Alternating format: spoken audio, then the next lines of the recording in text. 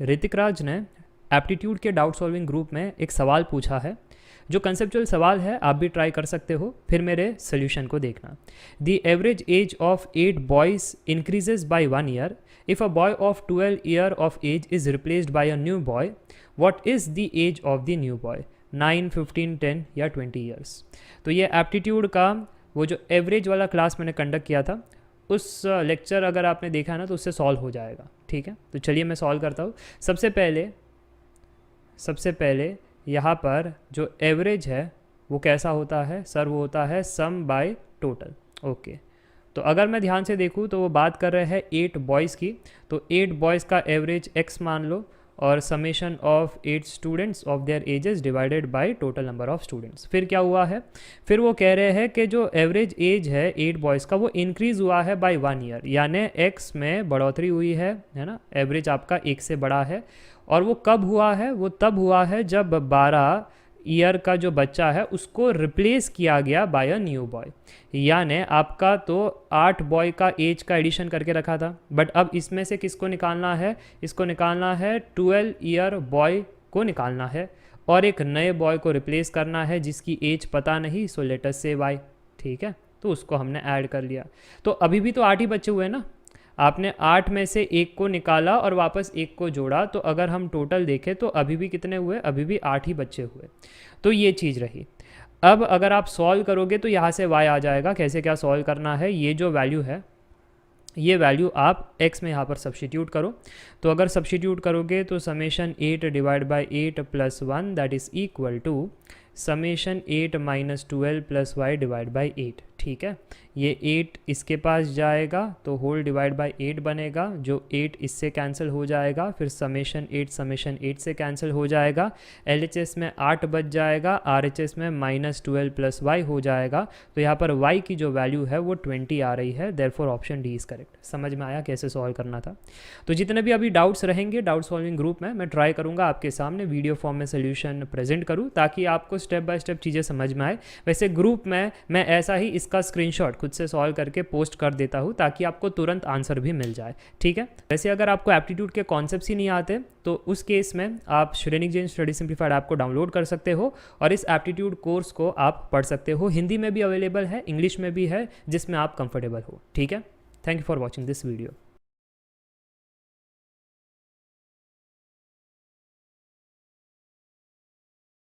देखो ऋतिक राज, अगर आपने रेशियो एंड प्रोपोर्शन का लेक्चर एप्टीट्यूड कोर्स से किया है ना, तो फिर आपसे ये सवाल बन जाना चाहिए, क्योंकि इतना कठिन सवाल नहीं है। बाकी स्टूडेंट्स भी ट्राई कर सकते हैं, आपके लिए एक प्रैक्टिस प्रॉब्लम हो जाएगा। क्वेश्चन ये है, the ratio of volumes of milk and water in a solution is 4:3।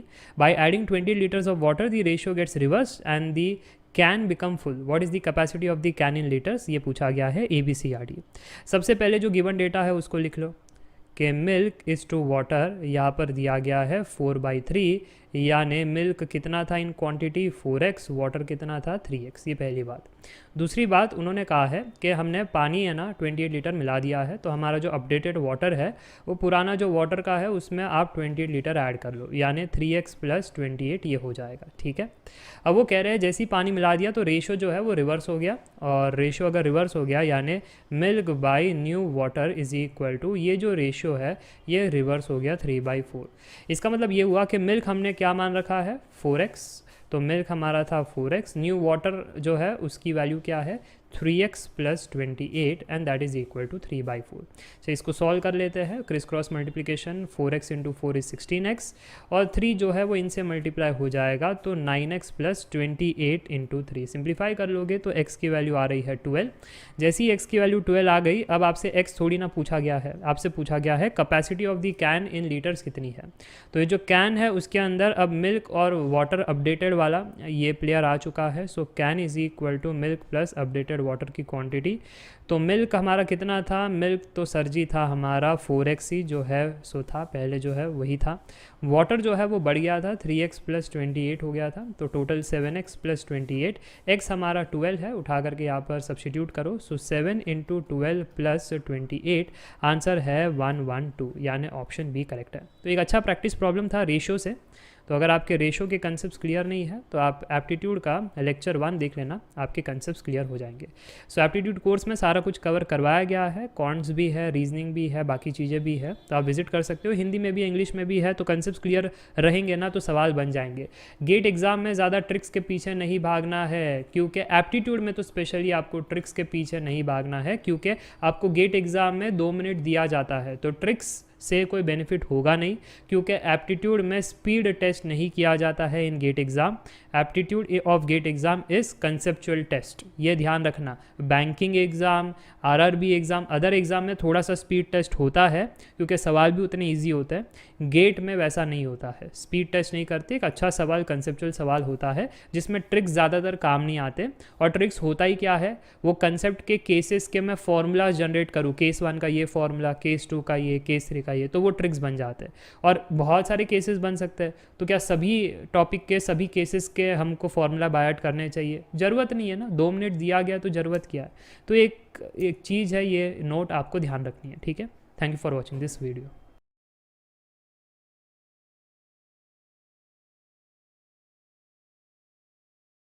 Rahul ने all in one subscription course के डाउट सॉल्विंग ग्रुप में ये सवाल पूछा है।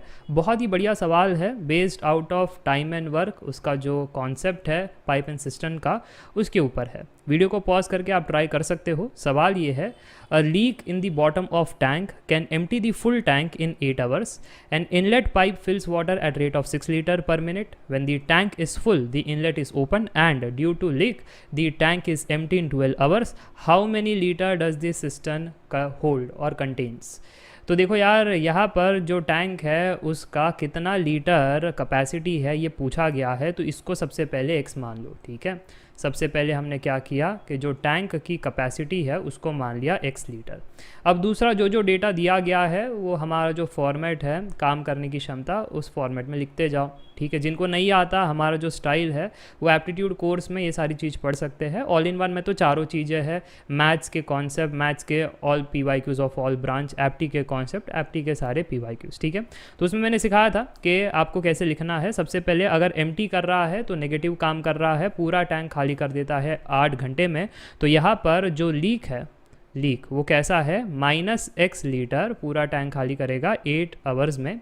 और फिर हमारे पास यहाँ पर है inlet pipe fills water at rate of 6 litre per minute, ठीक है। तो जो इनलेट है वो पानी भरता है, कितना भरता है, x लीटर नहीं भरता, 6 लीटर भरता है 1 मिनट में। अब क्योंकि कहानी चल रही है लीटर पर आवर की, और यहाँ पर भी आगे आवर्स में है, तो ये मिनट चलेगा नहीं, इसको कन्वर्ट करना है आवर्स में। तो कैसे क्या करना है, कुछ नहीं, ऊपर नीचे 60 से मल्टीप्लाई करो, तो इससे क्या हो जाएगा सर जी, 60 minute is nothing but 1 hour, और ऊपर जो है 360 लीटर बन जाएगा, ठीक है। सो 360 लीटर और नीचे हमारा हो गया 1 hour। चलो, तो ये कहानी हमारी इनलेट की हो गई। अब तीसरी बात स्टोरी है। स्टोरी क्या है, टैंक हमारा फुल है, इनलेट जो है ओपन है, लीक जो है वो हो रहा है, और 12 घंटे में टैंक खाली हो रहा है। यानी इनलेट प्लस लीक जब ये दोनों साथ में चालू है तो हो क्या रहा है, पूरा का पूरा जो टंकी है वो खाली हो जाता है 12 घंटे में। तो इनलेट की कहानी थी 360 लीटर पर आवर, और लीक की कहानी थी -x लीटर पर 8 hour, राइट। और हमारा राइट हैंड साइड भी है -x/12। बस इसको रीअरेंज करके सॉल्व करना है, ठीक है जी। तो एक काम करते हैं, इस प्लेयर को इधर भेजते हैं, 360 को एक साइड पे ही रहने देते हैं। तो एक साइड पे 360 को रहने दिया हमने, और जो x की प्लेयर्स है वो एक साइड में जा रही है, तो अपने आप में क्या बनेगा, ये +1/8 और ये -1/12, x बाहर आ गया, +1/8 -1/12। अगर आप इसको सिंप्लीफाई कर लोगे तो x की वैल्यू आ रही है 8640 लीटर। तो ये है आपका फाइनल आंसर। आई होप आपको सारी चीज़ें क्लियर हो चुकी है। एंड ये जो है ये कॉन्ट्स का सवाल था। अगर आपको और भी सवाल और कॉन्सेप्ट समझने हैं मेरे स्टाइल में, इजी लेवल में जो भी सवाल आ जाए आप बना लो गेट एग्जाम में, तो आप एप्टीट्यूड कोर्स विजिट कर सकते हो। हिंदी इंग्लिश दोनों में अवेलेबल है। सारे कंसेप्ट यहाँ पर करवा के रखे हैं, जिसमें easy methods, varieties of question, tricks, technique सब कुछ यहाँ पर दिया गया है, ठीक है। चलो, तो इसी के साथ ये वीडियो एंड करना चाहूँगा। अब मुझे लगता है कोई डाउट नहीं होगा in this question. Thank you for watching this video.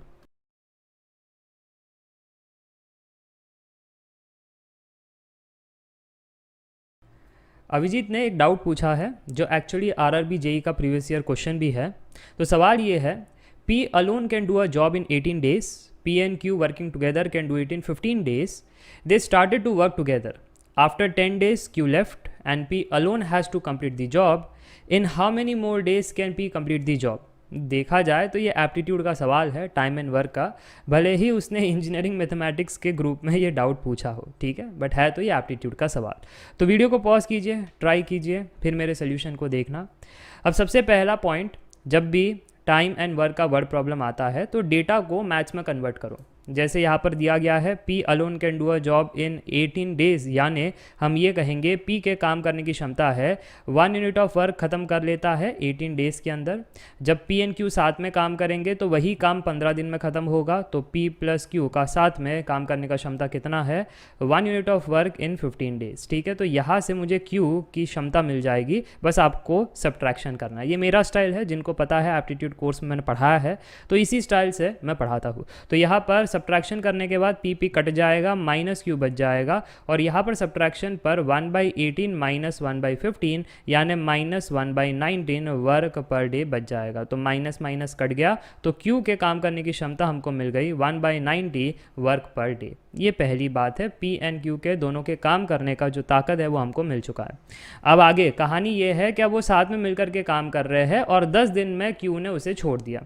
तो बताना 10 दिन की कहानी में क्या क्या हुआ। अगर मेरे पास 10 डेज़ की कहानी देखूँ, ठीक है, तो P प्लस Q साथ में मिल करके काम कर रहे थे। उनके साथ में मिल करके काम करने की क्षमता कितनी है?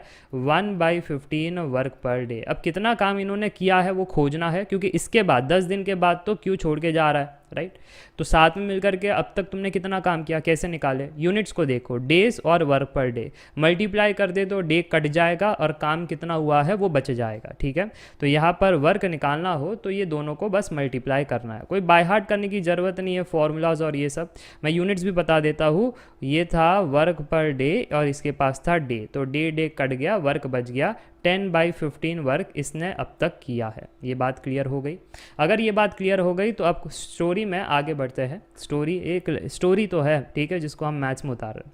अब वो कह रहे हैं अब जो बचा काम है वो P बेचारा अकेला ख़त्म करेगा। तो कितना बचा हुआ काम है? ये देखो, ये काम तो ख़त्म हो चुका है।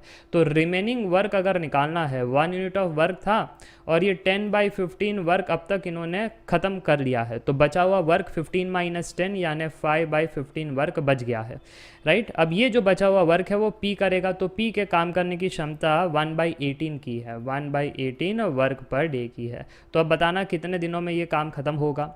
सर जी अगर ध्यान से देखें तो यूनिट वर्क है और यहाँ पर वर्क पर डे, तो मल्टीप्लाई करके फ़ायदा नहीं है, डिवाइड करना पड़ेगा। ऐसे डिवाइड करना कि डेज ऊपर आ जाए। तो ये चीज़ डिनोमिनेटर में रखनी है, इस चीज़ को न्यूमरेटर में रखना है। ध्यान से देखो, 5/15 work divide by 1/18 work per day. तो ये वर्क कट जाएगा, डेज ऊपर चला जाएगा। 5 1 जार, 5 3 जार, ये 3 हो जाएगा 1 जार और ये 6 जार, ठीक है, और ये 6 न्यूमरेटर में चला जाएगा। तो ओवरऑल आंसर आ गया 6 डेज़। तो इस क्वेश्चन का आंसर है 6 डेज़। समझ में आया कैसे कैलकुलेशन करना है। अगर यहाँ पर आपको गिचड़ी दिखाई दे रही है तो ये देखो, यहाँ पर आपको मैं खुद से करने के लिए दे देता हूँ। ये आंसर है 6 डेज़ का। आई गेस आपको अब कोई कन्फ्यूजन नहीं है, ठीक है। और अगर आपको मैथ्स एंड एप्टीट्यूड पढ़ना है तो आप ज़रूर से Shrenik Jain study simplified app को डाउनलोड कर सकते हो। इस ऐप के अंदर मैथ्स भी पढ़ाया गया है, हिंदी इंग्लिश दोनों में, और एप्टीट्यूड भी पढ़ाया गया है, हिंदी इंग्लिश दोनों में, ठीक है। और अगर आपको उसके प्रीवियस ईयर क्वेश्चन सारे ब्रांच के सॉल्व करने हैं तो वो भी कोर्सेस अवेलेबल है। ब्रांच वाइज कोर्सेस है, मतलब सारे ब्रांच के PYQs एक ही कोर्स में है। उसमें भी मैंने चैप्टर वाइज और जो सेक्शन वाइज होता है वो चीज़ें रखी है ताकि आपको प्रैक्टिस करने में आसानी हो। कि आपने मान लो रीजनिंग पढ़ा और रीजनिंग के PYQs करने, तो अलग सा सेक्शन बना के रखा है। मान लो आपने कैलकुलस पढ़ा, कैलकुलस के PYQs करने, तो कैलकुलस का फोल्डर बना के रखा है ताकि सारे ब्रांच के PYQs आपको एक ही जगह मिल जाए, ठीक है। तो ऐसे आप यहाँ पर पढ़ सकते हो to clear the concepts and get more practice question. So thank you for watching this video.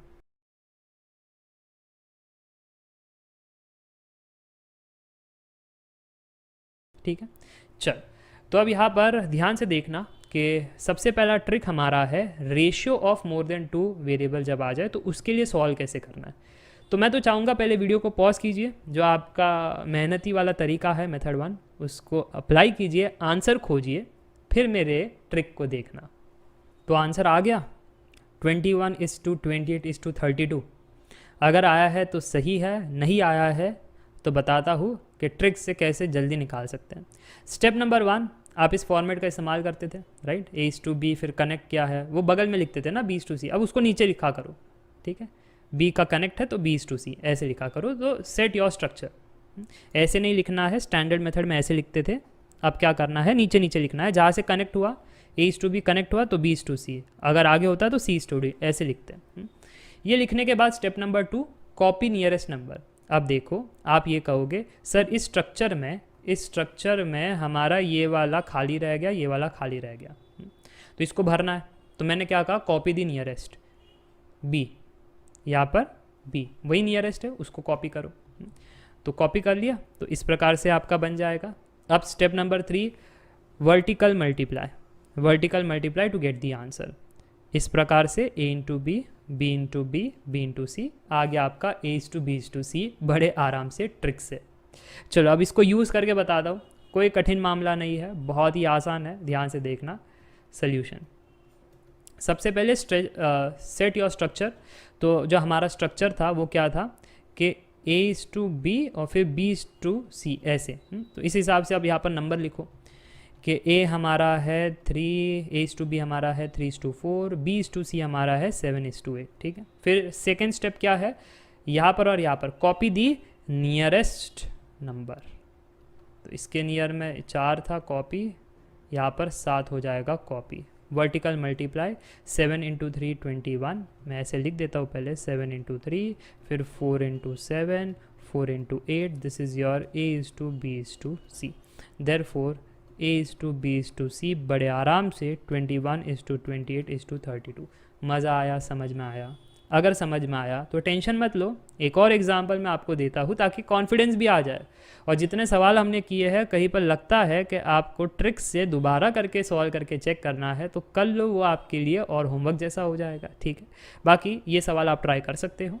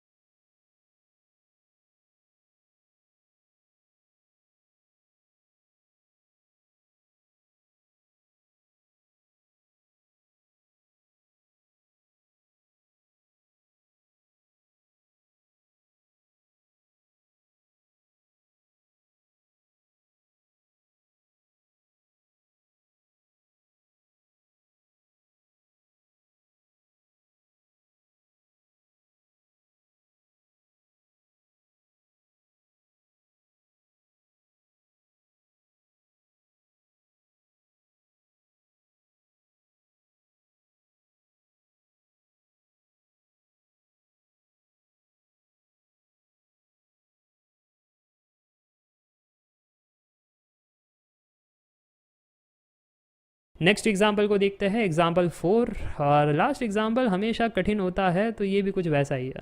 If A varies directly to C, B also varies directly to C, which of the following is not correct? मतलब गलत कौन सा है वो बताना है, मतलब 3 सही होंगे, एक गलत होगा, MCQ है।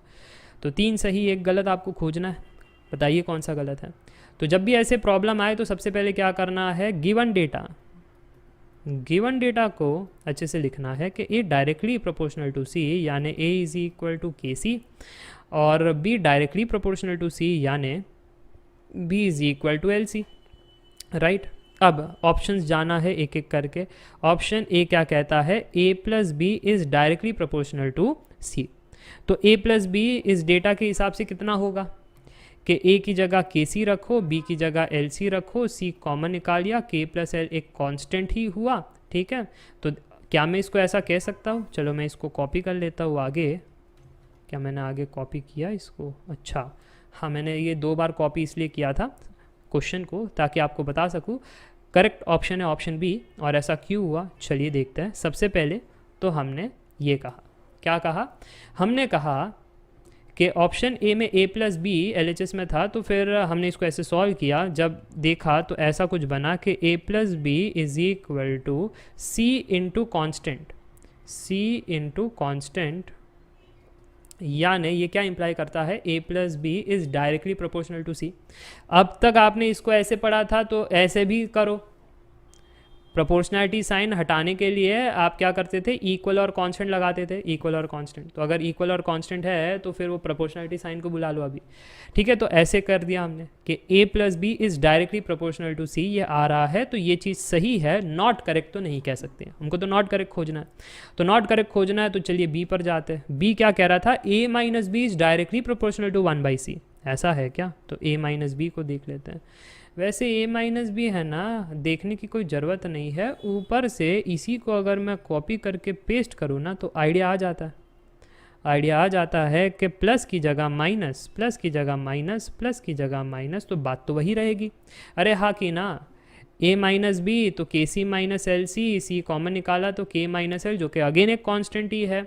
तो इसका मतलब ये हुआ कि a minus B is equal to C into constant, equal constant को हटाओ, प्रोपोर्शनैलिटी साइन लगाओ, तो कहो a minus B is directly proportional to c। और तुमने कहा 1/c, तो तुम गलत हो, तो जो गलत है उसको कर दिया टिक b। But c and d क्यों सही है, उस पर भी इन्वेस्टिगेशन करेंगे, टेंशन मत लो। जब सवाल हमने लिया है तो पूरा सॉल्व करेंगे, ठीक है। तो हमारा करेक्ट आंसर तो हमको यहाँ पर मिल चुका है, that option B is the correct answer, क्योंकि a minus B directly proportional to c होना चाहिए, उन्होंने 1/c करके रखा था। अच्छा, बात करते हैं ऑप्शन सी की।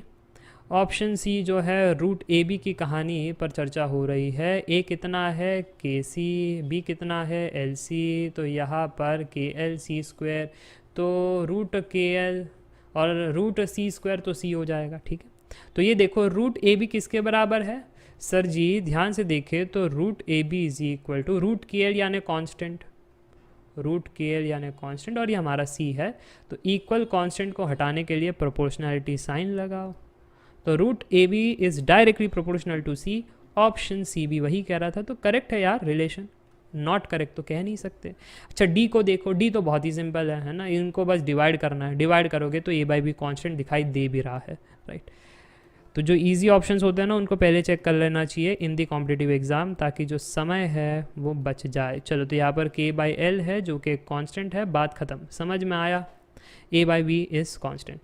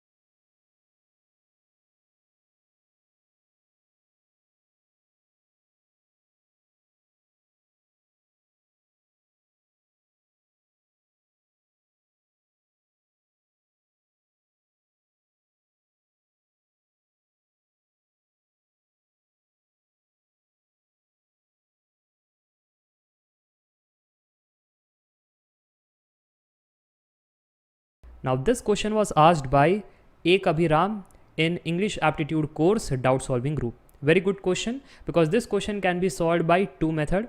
One method is a standard approach and second one is the trick which was asked by the student. Can we solve this in seconds? Okay, so both of the method I will explain. First read the question. The contents of two vessels containing water and milk are in the ratio 1:2 and 2:5. are mixed in the ratio 1:4, the resulting mixture will have water and milk in the ratio what?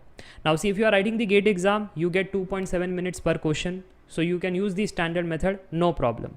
Because not all questions of GATE requires 2.7 minutes, right? Some question can be solved in seconds, some require minutes, some require 4 to 5 minutes, right? So you have to do time management in GATE exam. But in other exams, banking exam or other exam, you get less than 1 minute to solve the aptitude question. For that, tricks are necessary. For GATE aspirants, tricks are not that necessary, okay? So I guess you have solved the question. Let us see the solution now. First of all, they are saying we have two vessels. Let us say this is the story of vessel A. This is the story of vessel B. Let us narrate the story of vessel A. In vessel A, we have seen that water is to milk ratio is 1:2. So what is the actual value of water? As per the trick of ratio as a part of total, we can say water would be 1/1 plus 2, which is 3. And what about the milk? Milk would be 2/3. Correct? So this was about the vessel A. What about the vessel B? Vessel B, water is to milk is 2/5. Therefore, water in B is 2/7 and milk in B is 5/7. Correct? So let me copy this to the next slide so that I can further say that these vessels are not mixed in the ratio of 1:1. These are mixed in the ratio of 1:4. If that is the case, then the new mixture, let us say the new mixture as N, the new mixture will have the water in the value of water in A has to be multiplied by 1 because it was considered only one time, but water in B had 4. Check it out, 1:4. So 4 parts of this. 4 parts means 4 times multiplication. So 4 times multiplication of water in the vessel B. Then you will get the total water in your new mixture. If you simplify this, what you will get is 7 goes here, then 8 3s are 24, 24 plus 7 becomes 31, 31 divided by 7 into 3, that is 21, right? Now talking about the milk in the new vessel, so 1 time of this thing plus 4 time of this thing, it would be, this thing you can calculate very easily, no problem at all. So 5/7, again crisscross multiplication, 7 2s are 14, then this is 5 4s are 20, and then with 3 it would be 60, right? So 60 plus we have 14, which is 74 divided by 7 3s are 21. Now they were asking the water is to milk ratio here. You can clearly see that is 31 divided by 21 divided by 74 divided by 21, which is 31:74. That is the answer. So let me write it here. The answer which you needed in new mixture, what is water is to milk, that is equal to this calculation, which comes out to be 31 divided by 74. Agreed? This is your method 1 to get the answer. Now some students were in search of method 2. How can we solve in seconds? So yes, you can solve in seconds by saying that the first vessel we had water is to milk. This is what we needed. Always check which ratio we need. Water is to milk, and given data was all about water is to milk. So water is to milk, first vessel it was 1:2, second vessel it was 2:5. If you add the values, so 1 plus 2 it comes out to be 3. So the total part is 3. What about here? 2 plus 5, the total part is 7, right?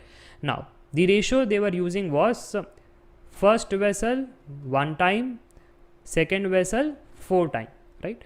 And then this 7 would be multiplied here as per the trick. This would be multiplied here, and then what is the resultant? This 7 multiplied with 1, you are going to get 7. This 7 multiplied with 2, you are going to get 14. 4 3s are 12 multiplied with 2, you are going to get 24. 4 3s are 12 multiplied with 5, you are going to get 60. Now you just add the values vertically, you will get your final answer. So 7 plus 24, that is 31. 14 plus 60, that is 74. This is how the tricks work. 31:74 can be gotten from this method as well. I hope you got the idea. about the trick. And if you want to learn all the concepts of aptitude, you can download Shrenik Jain Study Simplified app. Already 66,000 plus families there, and you can get the recorded classes. If you have doubt, you can ask in the doubt solving group, like it was asked by the Ek Abhi Ram student in this aptitude course group. You will get the notes, so no need to make the notes. You will get the test series. These are the courses. All-in-one subscription has 4 courses in one: maths all concepts, maths all PYQs of all branches, aptitude all concepts, aptitude all PYQs of all branches with tricks and techniques. Okay, so English, Hindi both are available. And if you need individual courses, you don't need the 4 courses. You may need the maths concepts only, so these are the courses. Aptitude concepts only, these are the courses. Or maybe the practice courses. So you can use all these courses as per your convenience for the preparation of the competitive exam. So I guess you have understood all the methods. Thanks for watching this video.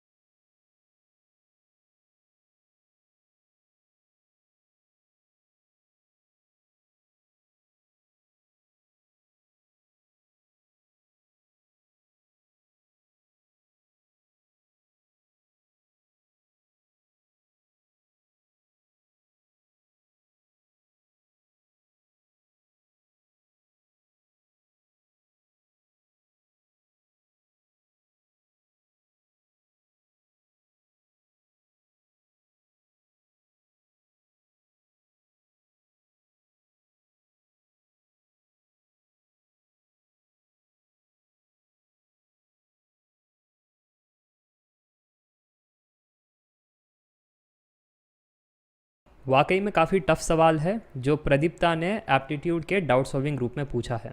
आप भी try कर सकते हो, दिमाग लगाना, try करना, जितना thought process आपको लगाना है लगाना, फिर मेरे सोल्यूशन को देखना।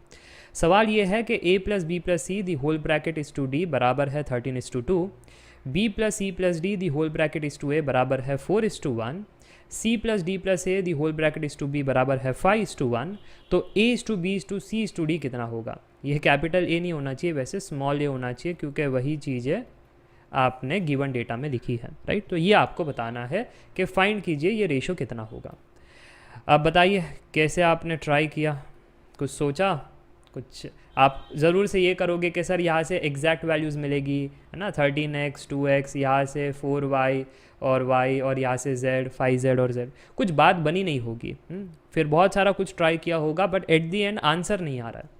तो अब यहाँ पर आपको अलग तरीके से सोचना है कि जब मैं गिवन डेटा को देख रहा था तो लेफ्ट हैंड साइड में यहाँ पर कौन कौन से लेटर्स हैं, ए बी सी डी, इधर बताना कौन कौन से लेटर है, ए बी सी डी, यहाँ पर कौन कौन से लेटर है, ए बी सी डी, सब जगह ए बी सी डी है। तो मैं काम कर लेता हूँ, कंपोनेंटों की मदद से न्यूमरेटर सेम बना देता हूँ। कंपोनेंटो क्या कहता है, न्यूमरेटर चेंज हो जाता है न्यूमरेटर प्लस डिनोमिनेटर के फॉर्म में, और फिर भी वो प्रोपोर्शन सेम टू सेम होता है।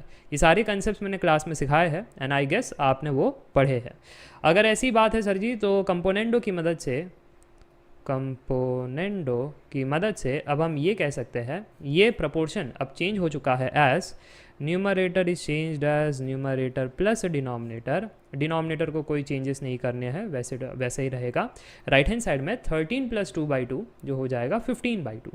वैसे ही इसके लिए करो और इसके लिए करो, तो सर जी फिर नेक्स्ट एक्सप्रेशन बनेगा a + b + c + d divide by a, that is equal to 4 + 1 divide by 1। फिर बाद में लास्ट वाले का बनेगा a + b + c + d divide by v, that is equal to 5 + 1 divide by 1। ठीक है जी।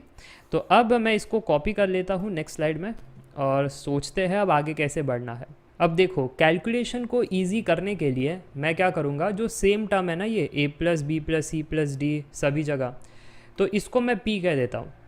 क्या है, कैलकुलेशन जब मैं करूँगा तो मुझे कम चीज़ें लिखनी पड़े, इसलिए तो मैंने इसको p मान लिया। अब बताओ आगे क्या करें। कुछ स्टूडेंट्स कहेंगे सर देखो ध्यान से, अगर इसको नीचे से रख दे और सभी को डिवाइड कर दे तो ये p सब जगह से कट जाएगा, पर राइट हैंड साइड में से कुछ नहीं कटेगा ना। अब जब राइट हैंड साइड से कुछ नहीं कटेगा तो मैं चाहता हूँ कि यार राइट हैंड साइड में भी वो न्यूमरेटर कटे, तो इसलिए इन सभी को मैं 15 बनाना चाहता हूँ। कैसे बनाओगे, यहाँ पर ऊपर 3 और नीचे 3 मल्टीप्लाई करना, तभी ये इक्वेशन वैलिड रहेगा, ठीक है। और अब न्यूमरेटर 15 हो चुका है, इसमें बनाना है 15, तो 15/6 ऊपर मल्टीप्लाई करो और नीचे भी 15/6, तो ये हो जाएगा 15/15/6। सभी जगह अब न्यूमरेटर भी सेम हो चुका है, ठीक। तो अब डिवाइड करो, एवरी प्रोपोर्शन अगर आप डिवाइड करोगे तो लेफ्ट हैंड साइड कैसा दिखाई देगा कि p/d is to p/a is to p/b, that is equal to right hand side कितना होगा 15/2 इज़ टू 15/3 इज़ टू 15/15/6। तो अब आप आराम से कह सकते हो कि p सब जगह से कटेगा, 15 सब जगह से कटेगा, और जो बचेगा वो एक इनवर्स प्रोपोर्शन का फॉर्मेट जैसा कुछ दिखाई देगा, राइट। जैसे 1/d is to 1/a is to 1/b किसके बराबर, 1/2 इज़ टू 1/3 इज़ टू 1/15/6। ध्यान से देखो क्या यही बच रहा है, और अगर यही बच रहा है तो बड़े आराम से आप कह सकते हो कि d की वैल्यू 2x या 2k, a की वैल्यू 3k, b की वैल्यू 15/6k। पर मैं है ना यहाँ पर स्मार्ट अप्रोच यूज़ करूँगा, मैं कहूँगा k को 1 रखो और सीधा कह दो कि d की वैल्यू 2 मिली है, a की वैल्यू 3 मिली है और b की वैल्यू कितनी मिली है 15/6। k को मैंने 1 रख दिया। अब आप कहोगे ये तो चीटिंग है ना, k रखने पर ही हम कह सकते हैं this are the exact values of d a b, पर अगर आप k को 1 रखोगे तो हम ऐसे थोड़ी ना कह सकते this are the exact value. माना आपकी बात सच है, पर एट द एंड हमें तो रेशियो फाइंड करना है ना, तो k का सिग्निफिकेंस है भी नहीं। जब k का सिग्निफिकेंस है नहीं तो ये तरकीब स्मार्ट अप्रोच हम यूज़ कर सकते हैं, नहीं तो नहीं कर सकते। इसलिए मैं आपसे कह रहा था कि k को 1 रखो, कोई दिक्कत नहीं। अच्छा अब याद करो कि प्रीवियस इसमें हमको क्या मिला था, a + c + b + c + d सब जगह क्या था 15 15 15, राइट। अगर सब जगह 15 था तो उसकी मदद से अब जो रिमेनिंग प्लेयर c है उसको निकालो। हम ये कह रहे हैं कि a + b + c + d हमने सभी को 15 बनाया था, तो अब a की वैल्यू कितनी है 3, ठीक है। b की वैल्यू कितनी है 15/6, c पता नहीं, d की वैल्यू 2 है। रीअरेंज करके सॉल्व करो तो आपको जो मिलेगा वो मिलेगा 45/6, ये c की वैल्यू मिलेगी। अब a b c d सब कुछ आ चुका है, तो फिर क्या डरने की बात, जो चाहिए वो निकाल करके दे सकते हैं। a/b/c/d कितना होगा 3/15/6 इज़ टू 45/6 इज़ टू 2। सही बात, यही चीज़ें थी, हाँ यही चीज़ें थी। तो अब यहाँ पर छोड़ना है तो छोड़ सकते हो एज़ पर दी ऑप्शंस। अगर ऑप्शंस ऐसे नहीं है तो 6 से मल्टीप्लाई करो सभी जगह। अगर 6 से मल्टीप्लाई करोगे सभी जगह तो 6 × 3 18, 6 ये नीचे से कट जाएगा तो 15 बचेगा, इसमें भी 6 नीचे से कटेगा तो 45 बचेगा, इसमें 6 मल्टीप्लाई करोगे तो कितना हो जाएगा 12 हो जाएगा। और अगर आप चाहते हो कि इसको और सिंप्लीफाइड फॉर्म में लिखूँ तो लिख सकते हो डिवाइड बाय, आप किससे करें 3 से हो रहा है सभी से डिवाइड, 3 से कर लेते हैं। सो 3 से किए तो ये 6,000, ये 5,000, ये 15,000 और ये 4,000। और आप चेक भी कर सकते हो ABCD इन वैल्यूज़ को उठाइए अब और रीचेक कीजिए क्या अगर मैं इसमें पुट करूँ सभी में तो क्या LHS RHS बराबर आ रहा है, ज़रूर आएगा। और इस प्रकार से ये सवाल को सुलझाना था। सो कंपोनेंटो का कंसेप्ट, और फिर जैसे आपको आगे बढ़ना है, मैं तो ये तरकीब से आगे बढ़ा कि लेफ्ट हैंड साइड में चीज़ें कट रही है तो राइट हैंड साइड में भी कटे तो मेरा काम ईजी हो जाए, इसलिए मैंने ये टेक्निक यूज़ किया कि सभी न्यूमरेटर को 15 यहाँ पर बना दिया, ठीक है।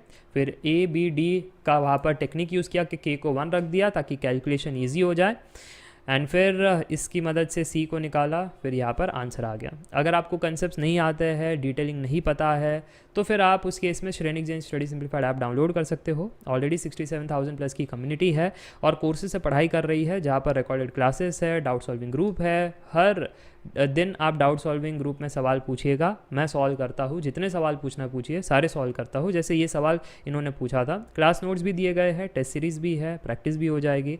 और ये सारे कोर्सेज हैं, ये ऑल इन वन सब्सक्रिप्शन है जहाँ पर 4 कोर्सेज इन 1 है। मैथ्स के सारे कॉन्सेप्ट्स, मैथ्स के सारे PYQ सारे ब्रांचेस के, एप्टीट्यूड के सारे कॉन्सेप्ट्स, एप्टीट्यूड के सारे PYQs with tricks and technique, सारे ब्रांचेस, सब कुछ कवर किया है। ठीक है, अगर आपको इंडिविजुअल कोर्सेज चाहिए तो वो भी सुविधा दे रखी है कि सिर्फ मैथ्स के कॉन्सेप्ट्स ही पढ़ने हैं, एप्टी के कॉन्सेप्ट्स ही पढ़ने हैं या प्रैक्टिस ही करना है तो वो भी है। अब जिन स्टूडेंट्स की रिक्वायरमेंट है कि सिर्फ हिंदी में करना है, हिंदी यानी हिंदी अक्षर नहीं होगा, मैं बातें जैसे अभी हिंदी में कर रहा हूँ वैसे चीज़ें इंग्लिश में लिखी जाएगी, तो हिंदी प्लस इंग्लिश फॉर्मेट, तो वो आपको ये हिंदी कोर्सेज में मिलेंगे। And if you need only English speaking and English writing for south Indian students, in that case you can visit the English courses.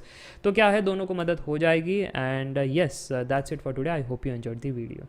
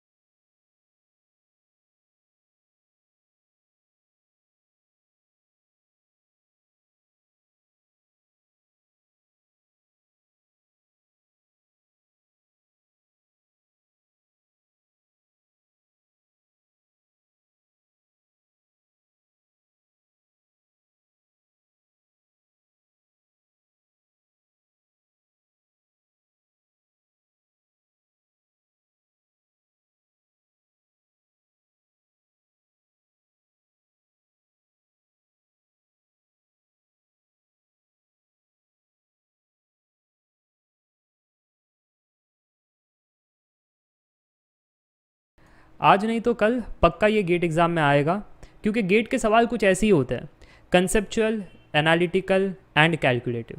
आप भी ये सवाल ट्राई कर सकते हो। संजय ने एप्टीट्यूड कोर्स के डाउट सॉल्विंग ग्रुप में ये सवाल पूछा है। सवाल ये है, there are two places X and Y 200 kilometre apart from each other. Initially two persons P and Q both are at X. The speed of P is 20 km per hour, speed of Q is 30 km per hour, and they start to move to and fro between X and Y. If they start to move between X and Y, then for the first time when they will meet each other is what? A, B, C, R, D. तो word problem जब भी आता है बच्चों को परेशानी होती है, स्टार्ट कहाँ से करें, फाइंड क्या करना है। तो मैंने क्लास में सिखाया था कि सबसे पहले इस सिनेरियो को कन्वर्ट करो मैथ्स के फॉर्मूलेज में, टर्म्स में या डायग्राम्स में। ठीक है, फिर आगे सोचो कि करना क्या है। तो जैसे मैं इस स्टोरी को पढ़ रहा था, इतना मुझे समझ में आ गया कि एक्स एंड वाई की जो दूरी है 200 किलोमीटर अपार्ट की है, तो पहले वो मैं बना देता हूँ। ठीक है, ये एक्स पॉइंट और वाई यहाँ पर कहीं पर है। ठीक है, और आपस में कितने की दूरी है? 200 किलोमीटर की दूरी है। देखो यूनिट्स में वैसे कोई ज़्यादा खेला है नहीं, क्योंकि किलोमीटर, किलोमीटर पर आवर, इधर भी आवर, तो यूनिट्स में कुछ ज़्यादा कन्वर्जन करने की नीड नहीं है। तो डायरेक्ट नंबर्स भी लिखो ना, चल जाएगा। ठीक है, ये पहली बात। अब दूसरी बात, यहाँ पर हमने ये तो लाइन को तो नरेट कर दिया। अब जो नेक्स्ट लाइन है, initially two persons P and Q are at X, यानी X पर P एंड Q थे। ये लो P, ये लो Q। ठीक है जी। अच्छा, स्पीड क्या है इनकी? P की स्पीड दे रखी है, Q की स्पीड दे रखी है। ध्यान से देखो, P कम स्पीड से भाग रहा है, Q से ज़्यादा में भाग रहा है। चलो ठीक है, P की स्पीड है 20 किलोमीटर पर आवर और Q तेज़ी से भागता है 30 किलोमीटर पर आवर। देखा जाए अगर कोई एंड नहीं होता और अगर ये भागे जा रहे तो ज़िंदगी में कभी मिल सकते हैं? नहीं मिल सकते सर जी, बिल्कुल। तो यहाँ पर अब स्टोरी में ट्विस्ट क्या है कि एंडलेस जर्नी नहीं है, यहाँ पर एक दीवार है, टच करने के बाद इस डायरेक्शन में आप भागोगे तो सही, टच करने के बाद फिर उल्टा भागना है। अब क्योंकि ये सिनेरियो हुआ है तो अब ये आपस में मिल सकते हैं, और वही वो पूछ रहे हैं कि जब वो ऐसे भागेंगे to and fro between X and Y, तो वो जो पहली बार जब मिलेंगे वो किस समय पर मिलेंगे, ये आपको बताना है। ओके, तो सबसे पहले यहाँ पर कौन टच करेगा वाई पर? आप बताओ सर। जो तेज होगा वही टच करेगा। कौन है तेज? सर क्यू है तेज, तो वही टच करेगा। Very good. तो अगर क्यू टच करेगा तो क्यू की स्टोरी के हिसाब से ना, क्यू की स्टोरी यहाँ पर मैं नरेट कर रहा हूँ कि स्पीड ऑफ क्यू हमें पता है, डिस्टेंस जो वो ट्रैवल करेगा वो पता है, तो समय हम निकाल सकते हैं, right. Speed is distance by time, so speed of Q, distance of Q, time taken by Q, rearrange करेंगे तो time taken by Q is distance covered by Q is 200 and speed it has is 30, right. तो अगर समय हम देखें तो 20/3 hours में वो यहाँ पर पहुँच जाएगा। 20/3 आवर्स कितना होता है अप्रॉक्सीमेटली, यहाँ पर 6 पॉइंट समथिंग में आएगा, ये इंटू कैसे हो गया जी, डिवाइड करना है, तो 6.666 आवर्स में ये यहाँ पर पहुँचेगा। अब 6.66 आवर्स में क्यू तो यहाँ पर पहुँच चुका है, पर पी थोड़ी ना यहाँ पर पहुँचेगा, पी तो एकदम धीमा धीमा चल रहा है, तो पी कहीं यहाँ पर होगा। तो चलो अब पी ने कितना डिस्टेंस कवर किया है वो देख लेते हैं। पी तो 200 किलोमीटर कवर नहीं कर पाएगा, तो पी का अगर डिस्टेंस निकालना है ना, तो मैं नेक्स्ट स्लाइड में लेकर चलता हूँ और कहता हूँ कि जब क्यू पहुँच गया था वाई पर, तो वो कब पहुँचा था 20/3 आवर्स में, तो पी डिस्टेंस आफ्टर 20/3 आवर इस, ये हम निकालना चाहते हैं, ठीक है। कैसे निकालोगे, speed is distance by time, तो डिस्टेंस होगा speed into time, distance P कितना कवर कर रहा है वो चेक करना है, तो उसका स्पीड कितना है वो यहाँ पर रखो, मल्टीप्लाई करो उसके टाइम से, ठीक है। तो स्पीड तो उसका हमें पता है 20 किलोमीटर पर आवर का था, समय हमने कह दिया कि 20/3 आवर में उसने कितना डिस्टेंस ट्रैवल किया है ये खोजना है, तो यहाँ पर इसने 400/3 किलोमीटर कवर किया है, ठीक है। सो 400/3 किलोमीटर अप्रॉक्सीमेटली 133.33 किलोमीटर होता है, इतना उसने ट्रैवल किया। तो अब ये सिनेरियो अपडेट हो गया। अब ध्यान से देखना ये सिनेरियो कैसे अपडेट हुआ है। अब कुछ इस प्रकार हुआ है, ये x और ये y, ठीक है जी। y पर अब कौन पहुंच चुका है सर, 20/3 आवर्स में ये q यहाँ पर पहुंच चुका है, पर p जो है वो कहीं यहाँ पर ही रह चुका है, राइट। और उसने कितना डिस्टेंस ट्रैवल किया है, आपने निकाला है 133.33 किलोमीटर उसने ट्रैवल किया है, राइट। अब q जो है वो इस दिशा में भागेगा, p जो है वो इस दिशा में भागेगा, तो श्योरली कहीं बीच में वो मिलेंगे, राइट। और वो किस समय पर मिल रहे हैं वो हमें निकालना है।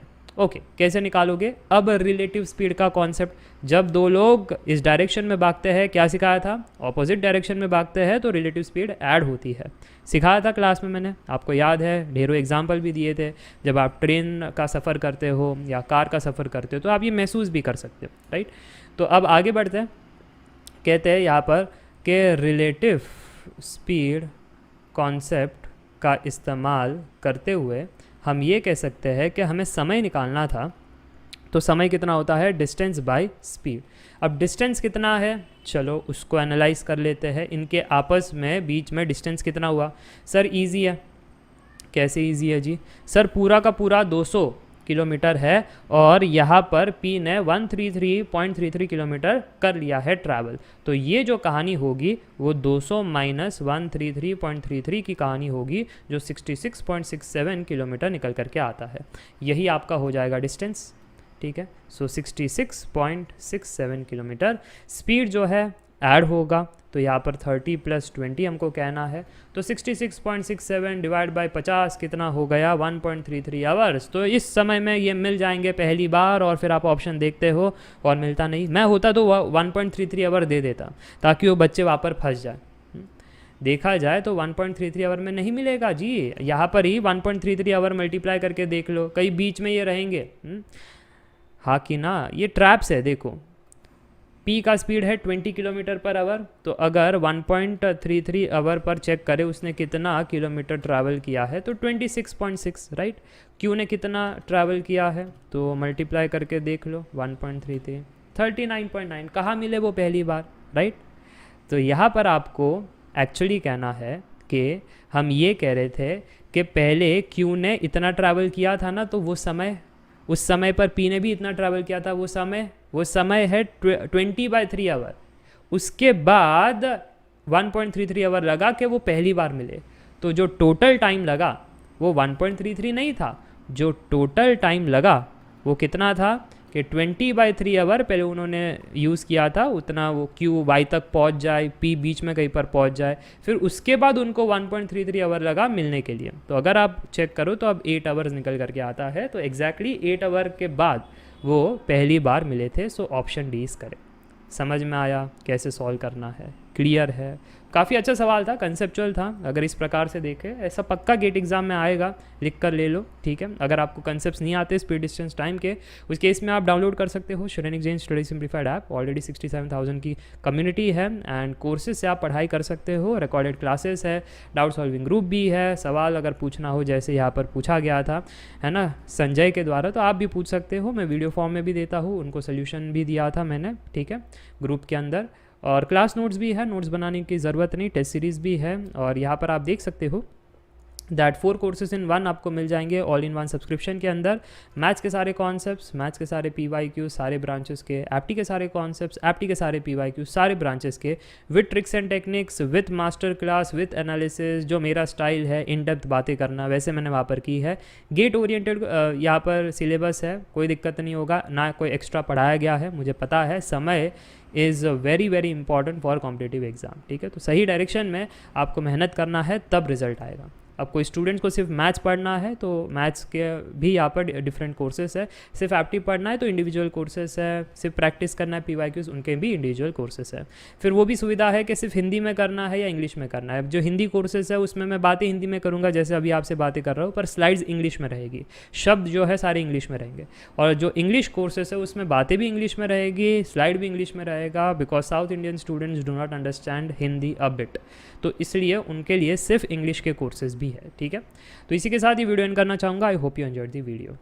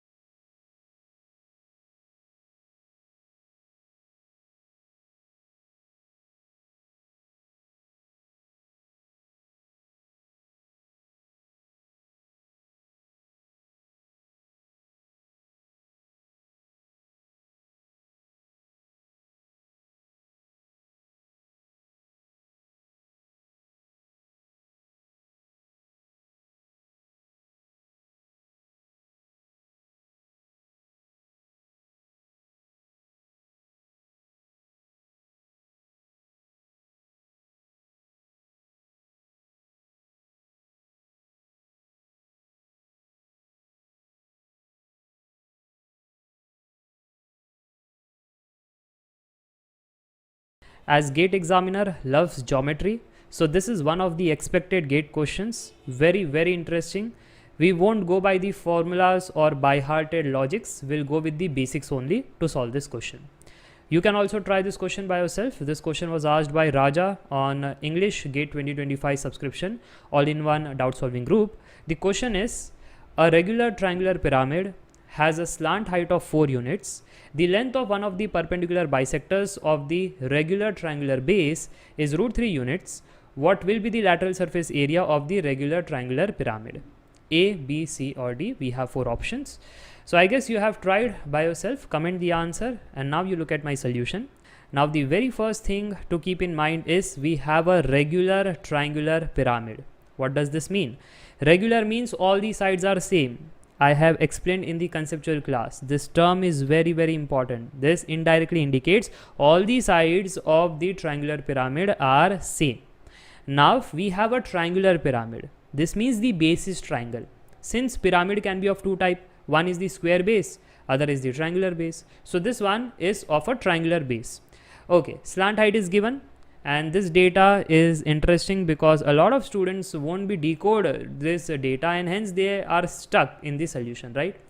Some might have solved incorrectly, still they got the correct answer. That might also happen, but I will show you each and every aspect. Nevertheless, what we have to find is what will be the lateral surface area of the regular triangular pyramid. So lateral surface area means the surface area where you have to leave the top and the bottom. Okay, if you leave the top and the bottom, the remaining surface area is known as the lateral surface area. Okay, let us first investigate this part, lateral surface area of triangular pyramid. We have a triangular pyramid, base is triangle, you can see that, and all the sides, this side, this side, this side, this side, this side, every side is a regular triangular pyramid. Then we have this slant height which is perpendicular to this base. Let us call it as L. L is what? Slant height. Now, if I ask you about the lateral surface area, LSA, what it would be? Sir, lateral surface area, we have here 3 surface area which would be considered as the lateral surface area, and 1 surface we have to leave. Which surface we have to leave? This base, because you told that in the lateral surface area, tops and bottom we have to leave. So, we have to leave this side. Apart from that, we have this surface 1, then surface 2, and this back side one surface is there, this surface 3. Okay, so 3 surface we have. So if I ask you about tell me the surface area of this surface, sir, it would be half base into height, and since it's a triangle, so half base into height, base is A and height is this perpendicular height, okay, this which is nothing but slant height, so L, right? Similarly, the same would be for this, same would be for that last surface. So can I say into 3 I have to do? Agreed? So if anyone asks you that what is in general lateral surface area of triangular pyramids, then you have to say take this 3 and club to this A. So 3A is nothing but the perimeter of the base, right or wrong?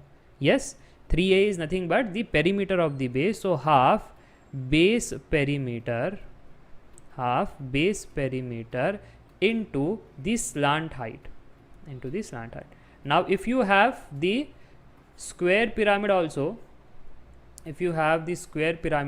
the logic is same. This is the formula, half base perimeter into slant height, but here the base would be A and this, so the base perimeter would be 4A for this kind of pyramid. Here the base perimeter is 3A. Understood? So this is how you can develop the formula. If in the GATE exam you do not by heart the formula, it's okay, since you get a good amount of time, so no need to by heart all the formulas also. Only basics and logic should be clear to get the answer. So this is the first part. Now what is given? L is given in the question. See, L is the slant height which is 4. So let me write here that as per the question L is given as 4. So this we know, we do not know the A. So A we have to find, and for that this data is given. The length of one of the perpendicular bisector of the regular triangular base is √3 units, which means, okay, so first of all this thing you should know, otherwise you won't be able to solve the question. But nevertheless, let me first draw the diagram. This is our triangular base having the same sides, and then we have a perpendicular bisector in the base. This is our perpendicular bisector, and they are saying this perpendicular bisector length is given as how much? It is given as √3 units. Now the very important point is perpendicular bisector is in general not equal to angle bisector, right? In the class I have explained, but in the equilateral triangle, since your base is what? Equilateral triangle. So in equilateral triangle, this thing happens. The perpendicular bisector of a side in an equilateral triangle is also the angle bisector for the opposite angle. Okay, so angle bisector, which means these angles are now bisected equally. We know that the overall angle is 60 degree because in equilateral triangle all the angles are 60 degree. Since this perpendicular bisector will bisect this opposite angle in equal parts, so now this is 30-30. Okay, so this is 30, this part is 90, so this would be 60 degree, right? So 60 degree, 30, 60, 90 triangle we have. Now if I ask you sine 60 from here is how much?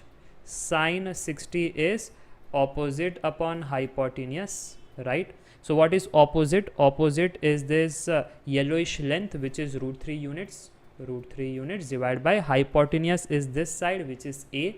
Sine 60 is √3/2, which is now equated to √3 by A. √3 cancels. A is equal to 2. If A is equal to 2, you got your A, you know your L, right?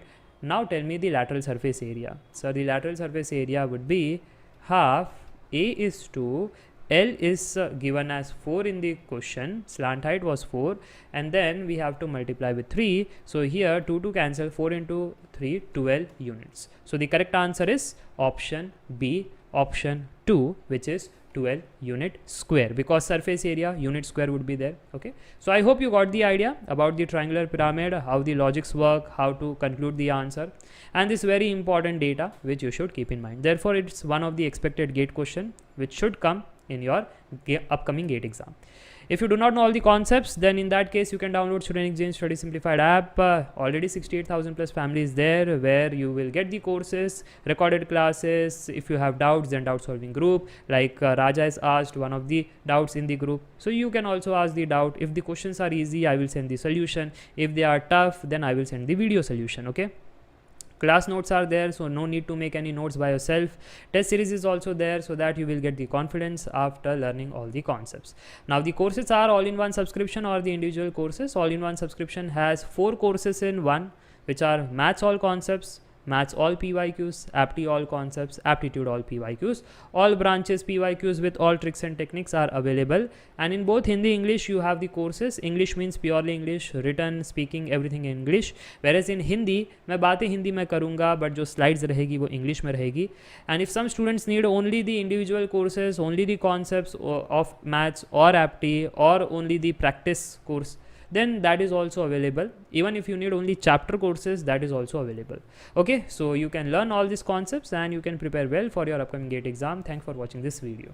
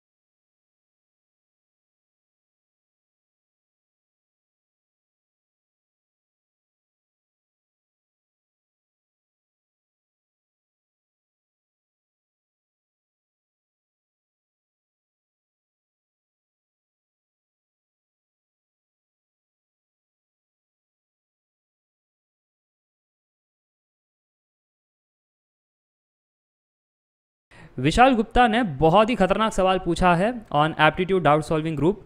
Solve करते करते एक बार तो मैं भी सोच में पड़ गया कि बीच में ऐसे कैसे ट्विस्ट आ गया. तो चलिए देखते हैं कितने सारे स्टूडेंट इस सवाल को बना सकते हैं. मेरे हिसाब से 99% स्टूडेंट्स को तकलीफ होगी, कहीं ना कहीं ट्रैप में फंसेंगे, और अगर सॉल्व कर भी लिया तो शायद से गलत आंसर आएगा. तो देखते हैं आप उन स्टूडेंट्स में आते हो या 1% में आते हो. तो सवाल कहता है water enters a sump having the shape of an inverted frustum at a rate of 500 meter cube per hour. The sump is initially filled up to 2 meter height. हम देख सकते हैं 2 मीटर की हाइट पर भरा हुआ है. The time taken in days to fill the remaining part of the sump rounded off to 1 decimal places is what? तो ध्यान से देखना, एनईटी क्वेश्चन है, rounded off to 1 decimal place ही आपको लिखना है आंसर. 2, 3, 4 लिखते हो डेसिमल प्लेस, गलत हो जाएगा, मार्क्स नहीं मिलेंगे. ठीक है, और ये शेप बहुत ही सिंपल है. एक इन्वर्टेड फ्रस्टम है जहाँ पर नीचे का बेस जो है 100 मीटर का है, ऊपर का है 200 मीटर का. ये हाइट भरी हुई है 2 मीटर की, और पूरा फ्रस्टम का हाइट है 6 मीटर का. ठीक है, तो वीडियो को पॉज कीजिए, ट्राई कीजिए. आई गेस आपने सुलझा लिया होगा. तो चलिए अब सोल्यूशन पर जाते हैं. सोल्यूशन पर जाने से पहले एक आइडिया क्लियर होना चाहिए कि शुरुआत कैसे करनी है. देखो, जब भी मैं देखता हूँ ना ऐसे सवाल, सबसे पहले तो मेरे दिमाग में आता है काम करने की क्षमता. तो जो पानी भरने का काम करने का क्षमता है वो 500 मीटर क्यूब पर आवर का है. ठीक है, तो काम करने की क्षमता मिल चुकी है.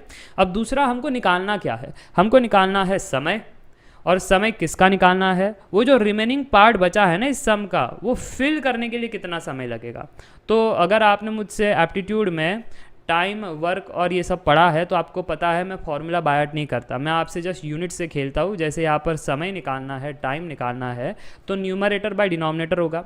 न्यूमरेटर में क्या होना चाहिए कि कितना आपका वो जो वॉल्यूम है ना, वो जो काम करना है वो कितना जगह है आपका, तो ये जो है वो मीटर क्यूब में होगा, वो निकालना है। और नीचे जो है कौन उसको भरेगा, पानी से वो भरेगा ना, उसकी काम करने की क्षमता क्या है, ये रही 500 मीटर क्यूब पर आवर। तो मीटर क्यूब कट जाएगा, आवर में चीज़ें बच जाएगी, बट उनको आवर में आंसर चाहिए नहीं, उनको चाहिए इन डेज, तो इसको डेज में कन्वर्ट करना पड़ेगा और फिर हमको फाइनल आंसर मिल जाएगा। ठीक है, तो अब चुनौती क्या है, चुनौती है ये न्यूमरेटर में जो मीटर क्यूब है वो कितना है वो निकालना एक चुनौती है। बस पहले आइडिया क्लियर होना चाहिए कि करना क्या है। एक बार आइडिया क्लियर हो गया ना, फिर हम दिमाग लगा सकते हैं। क्लियर है? तो ये चीज़ आपने देखा, कोई फॉर्मूला का इस्तेमाल नहीं किया, बेसिक हम जैसे क्लास में पढ़ते हैं वैसी है। बस अब वो जो रिमेनिंग वर्क है वो हमको निकालना है। रिमेनिंग वर्क निकालने के लिए अब आइडिया क्या है, अगर ये जगह निकालनी है सर जी, तो एक आइडिया है कि टोटल जो फ्रस्टम का वॉल्यूम है वो निकालो, वॉल्यूम ऑफ टोटल माइनस ये जो भरा हुआ है ना चीज़, वॉल्यूम ऑफ फील्ड, ये कर लो। तो अगर ये कर लोगे तो जो बच जाएगा वो रिमेनिंग वॉल्यूम होगा, रिमेनिंग वर्क होगा। सिंपल आइडिया, पूरा फ्रस्ट्रम का वॉल्यूम निकाला, उसमें से जितना पानी भर गया है वो हटा दिया, तो जो बच जाएगा अब वो रिमेनिंग वॉल्यूम होगा जो हमको चाहिए। चलो, तो इसी दिशा में आगे बढ़ते हैं। सबसे पहला स्टेप क्या था, काम करने की क्षमता, तो पी यानी वो जो पानी भरा जा रहा है उसकी काम करने की क्षमता है 500 मीटर क्यूब पर आवर। दूसरी बात वॉल्यूम ऑफ फ्रस्ट्रम कितना होता है, pi H by 3 R square plus R into R. अब ये है क्या, देखो एक तो मैं वॉल्यूम ऑफ टोटल फ्रस्ट्रम की बात कर रहा हूँ, तो मैंने हाइट यहाँ पर रखा है 6 मीटर क्योंकि वही है, राइट, तो एच हमारा 6 मीटर है। फिर बात करते हैं, आप देखो यूनिट्स में तो कोई तकलीफें नहीं है, मीटर क्यूब पर आवर है तो ये भी मीटर में ही है, सेंटीमीटर में तो है नहीं, है ना, तो कोई तकलीफ यहाँ पर है नहीं। चल अब बात करते हैं capital R and small R. Capital R यानी बड़ा वाला बेस, तो रेडियस है, ध्यान से ये 200 मीटर डायामीटर है, तो रेडियस क्या होगा, डिवाइड बाई 2 यानी 100 होगा। नीचे वाले का रेडियस कितना होगा, जब बेस 100 का है डिवाइड बाई 2 करो तो छोटा रेडियस भी मिल गया। सारा वैल्यू यहाँ पर सब्स्टिट्यूट कर दिया तो 1,10,000 ये हमको आ रहा है मीटर क्यूब। ठीक है, तो ये हमारा टोटल वॉल्यूम ऑफ फ्रस्टम है। उसमें से ये वाला सब ट्रैक करना है, यहाँ पर हो जाते हैं स्टूडेंट ट्रैप। फटाफट से आपने भी यही किया होगा, सिंपल है, हाइट ही तो चेंज हुई है। अब जो यहाँ पर भरा हुआ है उसकी हाइट कितनी है, 2 मीटर है, तो हाइट ही तो चेंज हुई है, तो इसमें क्या है निकाल लेंगे, वॉल्यूम क्या है, pi H by 3 R square plus R into R. बस हाइट ही तो चेंज करना है, तो ये फॉर्मूला आपने यूज़ किया होगा। कौन सा फॉर्मूला यूज़ किया, ये फॉर्मूला यूज़ किया होगा कि अब जो पानी भरा हुआ है उसके लिए हम वॉल्यूम निकालना है, तो ये फॉर्मूला से निकाल लेंगे। अब ध्यान से सुनना, हमें चाहिए क्या, हमें तो चाहिए वो remaining volume of the frustum. तो रिमेनिंग वर्क कैसे निकलेगा, total volume of the frustum minus ये जो भरा हुआ ये जो फ्रस्टम है वो, सो टोटल माइनस ऑलरेडी भरा हुआ फ्रस्टम। ठीक है, सो टोटल तो प्रीवियस से ही निकाल दिया था, अब ये जो भरा हुआ जो है वो आपने ऐसे हाइट चेंज करके निकाल दिया। ठीक है, तो ये चीज़ आई होगी आपको रिमेनिंग वर्क। अब आप खुश के बल्ले बल्ले, सवाल तो कितना ईजी था कि हमको वो रिमेनिंग जो वर्क है वो मिल चुका है। रिमेनिंग वर्क यानी remaining volume of the frustum वो मिल चुका है। पानी भरने का रेट हमें पता है, तो बस सर जी ने कहा था इसको न्यूमरेटर में रखो, इसको डिनोमिनेटर में, तो वो यूनिट्स कट जाएंगे, आवर ऊपर आ जाएगा। तो ये देखो आवर ऊपर आ गया। ठीक है, 146.67 आवर सर जी ने कहा था डेज में चाहिए, तो कैसे निकालेंगे, 1 डे इज़ 24 आवर, हमें डेज चाहिए एक्स डेज जब 146.67 आवर्स होंगे। तो criss cross multiply and solving, तो x is equal to 146.67 divide by 24 आपने किया, आ गया 6.1 डेज, और आपने गेट एग्जाम में लिख लिया ये आंसर। आ गए आप भी 99% वाले बच्चों में। ये सब गलत है। ठीक है, बाकी सब आपने ठीक किया, फर्स्ट स्टेप सेकंड स्टेप ये सब ठीक किया। यहाँ पर भी अगर आप कह रहे थे कि हाइट है 2 मीटर, ये ठीक है। तो सर जी गलत कहाँ पर हो गए, फिर गलत आप हो गए रेडियस। जब आप ये भरा हुआ जो फ्रस्टम है इसका जब आप कैपिटल आर जब आप कर रहे थे तो आपने ऊपर वाला क्यों पकड़ा, दोनों डिफरेंट है। अगर आप ध्यान से देखो, यहाँ से यहाँ तक जो आपका 100 मीटर है वो अलग है, और ये जो आर है वो 100 मीटर से कम है। अगर आप ध्यान से ऑब्जर्व करो तो आपको पता चलेगा कि ये हमने गड़बड़ी की। आई रिपीट, आपने इस वाले कैलकुलेशन में हाइट तो आपने कह दिया कि हाँ हाइट चेंज हो गया, तो भाई साहब यहाँ पर तो रेडियस भी चेंज हुआ है ना। रेडियस थोड़ी ना आप ऊपर वाला ले सकते हो कि हाँ ऊपर वाला जो 100 मीटर है वही हम रेडियस इधर भी लेंगे, थोड़ी ना 100 मीटर है, this is less than 100 metre. देखो नीचे नीचे नीचे नीचे रेडियस कम होते जाता है, इसलिए लास्ट में आपका 50 मीटर तक बच जाता है, राइट। तो फ्रस्टम में से रेडियस कम होते जा रहा है और आपने है कि 100 मीटर ले करके ये सारा कांड कर दिया, ठीक है। ये कोई काम आपने नहीं किया है, ये उल्टे सीधे कांड आपने किए हैं। गेट एग्जाम में ऐसे ही होता है, ठीक है। और फिर आप कहते हो कि सब कुछ आता था फिर भी गलत हो गया, इसलिए आप ध्यान से देखते नहीं हो सवालों को। ट्रैप हमेशा रहेंगे, आपको आंखें खुली रखनी है। अब क्या करें सर जी, इस रेडियस को कैसे निकालें? क्योंकि अगर ये रेडियस निकल आ गया तो फिर तो हमको पता है क्या है formula, πh/3 r² plus r into R, है ना। फिर तो हमको वो वॉल्यूम निकालना आता है। अच्छा, अब ये कैपिटल आर निकालने के लिए ध्यान से देखना हम करने क्या वाले हैं। हम ये कहेंगे कि यहाँ से यहाँ तक का आपको रेडियस पता नहीं है, ठीक है, बट यहाँ से यहाँ तक का पता है कितना था, 50, राइट। क्या यहाँ से यहाँ तक का पता है कितना था? हाँ पता है, 100, ठीक है, ये चीज़ आपको पता है। अब अगर मैं यहाँ से एक स्ट्रेट लाइन ऊपर खींचूँ तो मेरे को बताना कि ये वाला जो डिस्टेंस है क्या इस वाले डिस्टेंस के बराबर ही होगा? हाँ सर जी बराबर होगा। तो अगर नीचे वाला 50 है तो ऊपर वाला भी ये 50 होना चाहिए, हाँ कि ना? हाँ सर जी ये भी 50 होना चाहिए। अगर ये 50 है तो फिर ये कितना होगा? सर टोटल हमारा 100 है और इसमें से 50 घटा दो तो बचा हुआ फिर 50 होगा, राइट। रिमेनिंग इज क्या? टोटल माइनस डन, तो ये 50 हो जाएगा, ठीक है, ये 50 हो गया। तो मैं थोड़ा उसको ऊपर लिखता हूँ कि 50 हो गया, ठीक है। अब ध्यान से देखना मैं करने क्या वाला हूँ। मैं देख रहा हूँ अगर इसको यहाँ से जोड़ा तो एक ट्राइंगल बना, ठीक है, ये ट्राइंगल बना। हमको चाहिए था ये वाला कंप्लीट रेडियस। उसमें से एक बात तो समझ में आ गई कि इतना वाला डिस्टेंस हमको पता है क्योंकि ये इसके बराबर ही है, ये सारा सेम है ना। ये डिस्टेंस आप देख सकते हो 50 की चल रही है, तो इतना समझ में आ गया कि ये वाली कहानी तो 50 की है, ठीक है। तो इधर मैं लिखता हूँ 50। जो बची हुई कहानी है ये वाली डी, वो हमको निकालनी है। तो हम कह देंगे हमारा जो कैपिटल आर है वो 50 प्लस डी हो जाएगा। सही बात है या नहीं? ध्यान से देखो, ये हमारा अब जो ये जो भरा हुआ फ्रस्टम है उसका ऊपर का बेस का रेडियस हमें निकालना है। तो ये रेडियस है, राइट। इसमें से इतना 50 हमको पता है क्योंकि वो इसके बराबर ही है। वो जो रिमेनिंग वाला डी है ना, बस वो हमें निकालना है। वो निकाल दिए तो हम फाइनली कह देंगे कि हमारा जो अब जो वॉल्यूम बचा है इस भरे हुए का निकालने के लिए जो कैपिटल आर है वो 50 प्लस डी का रेडियस रखता है, ठीक है। चलो अब वो कैसे निकालना है ध्यान से देखो। हम है ना सिमिलर ट्रायंगल्स का कॉन्सेप्ट यूज़ करेंगे। सिमिलर ट्रायंगल्स का कॉन्सेप्ट वो क्या कहता है? सिमिलर ट्रायंगल्स का कॉन्सेप्ट कि ये देखो ये जो ट्रायंगल है, ठीक है, ये सिमिलर है किस ट्रायंगल से? इस वाले बड़े ट्रायंगल से सिमिलर है। अच्छा, यहाँ पे कॉन्सेप्ट क्या है? AAA सिमिलैरिटी क्राइटेरिया, ठीक है। तो ये दो ट्रायंगल सिमिलर है।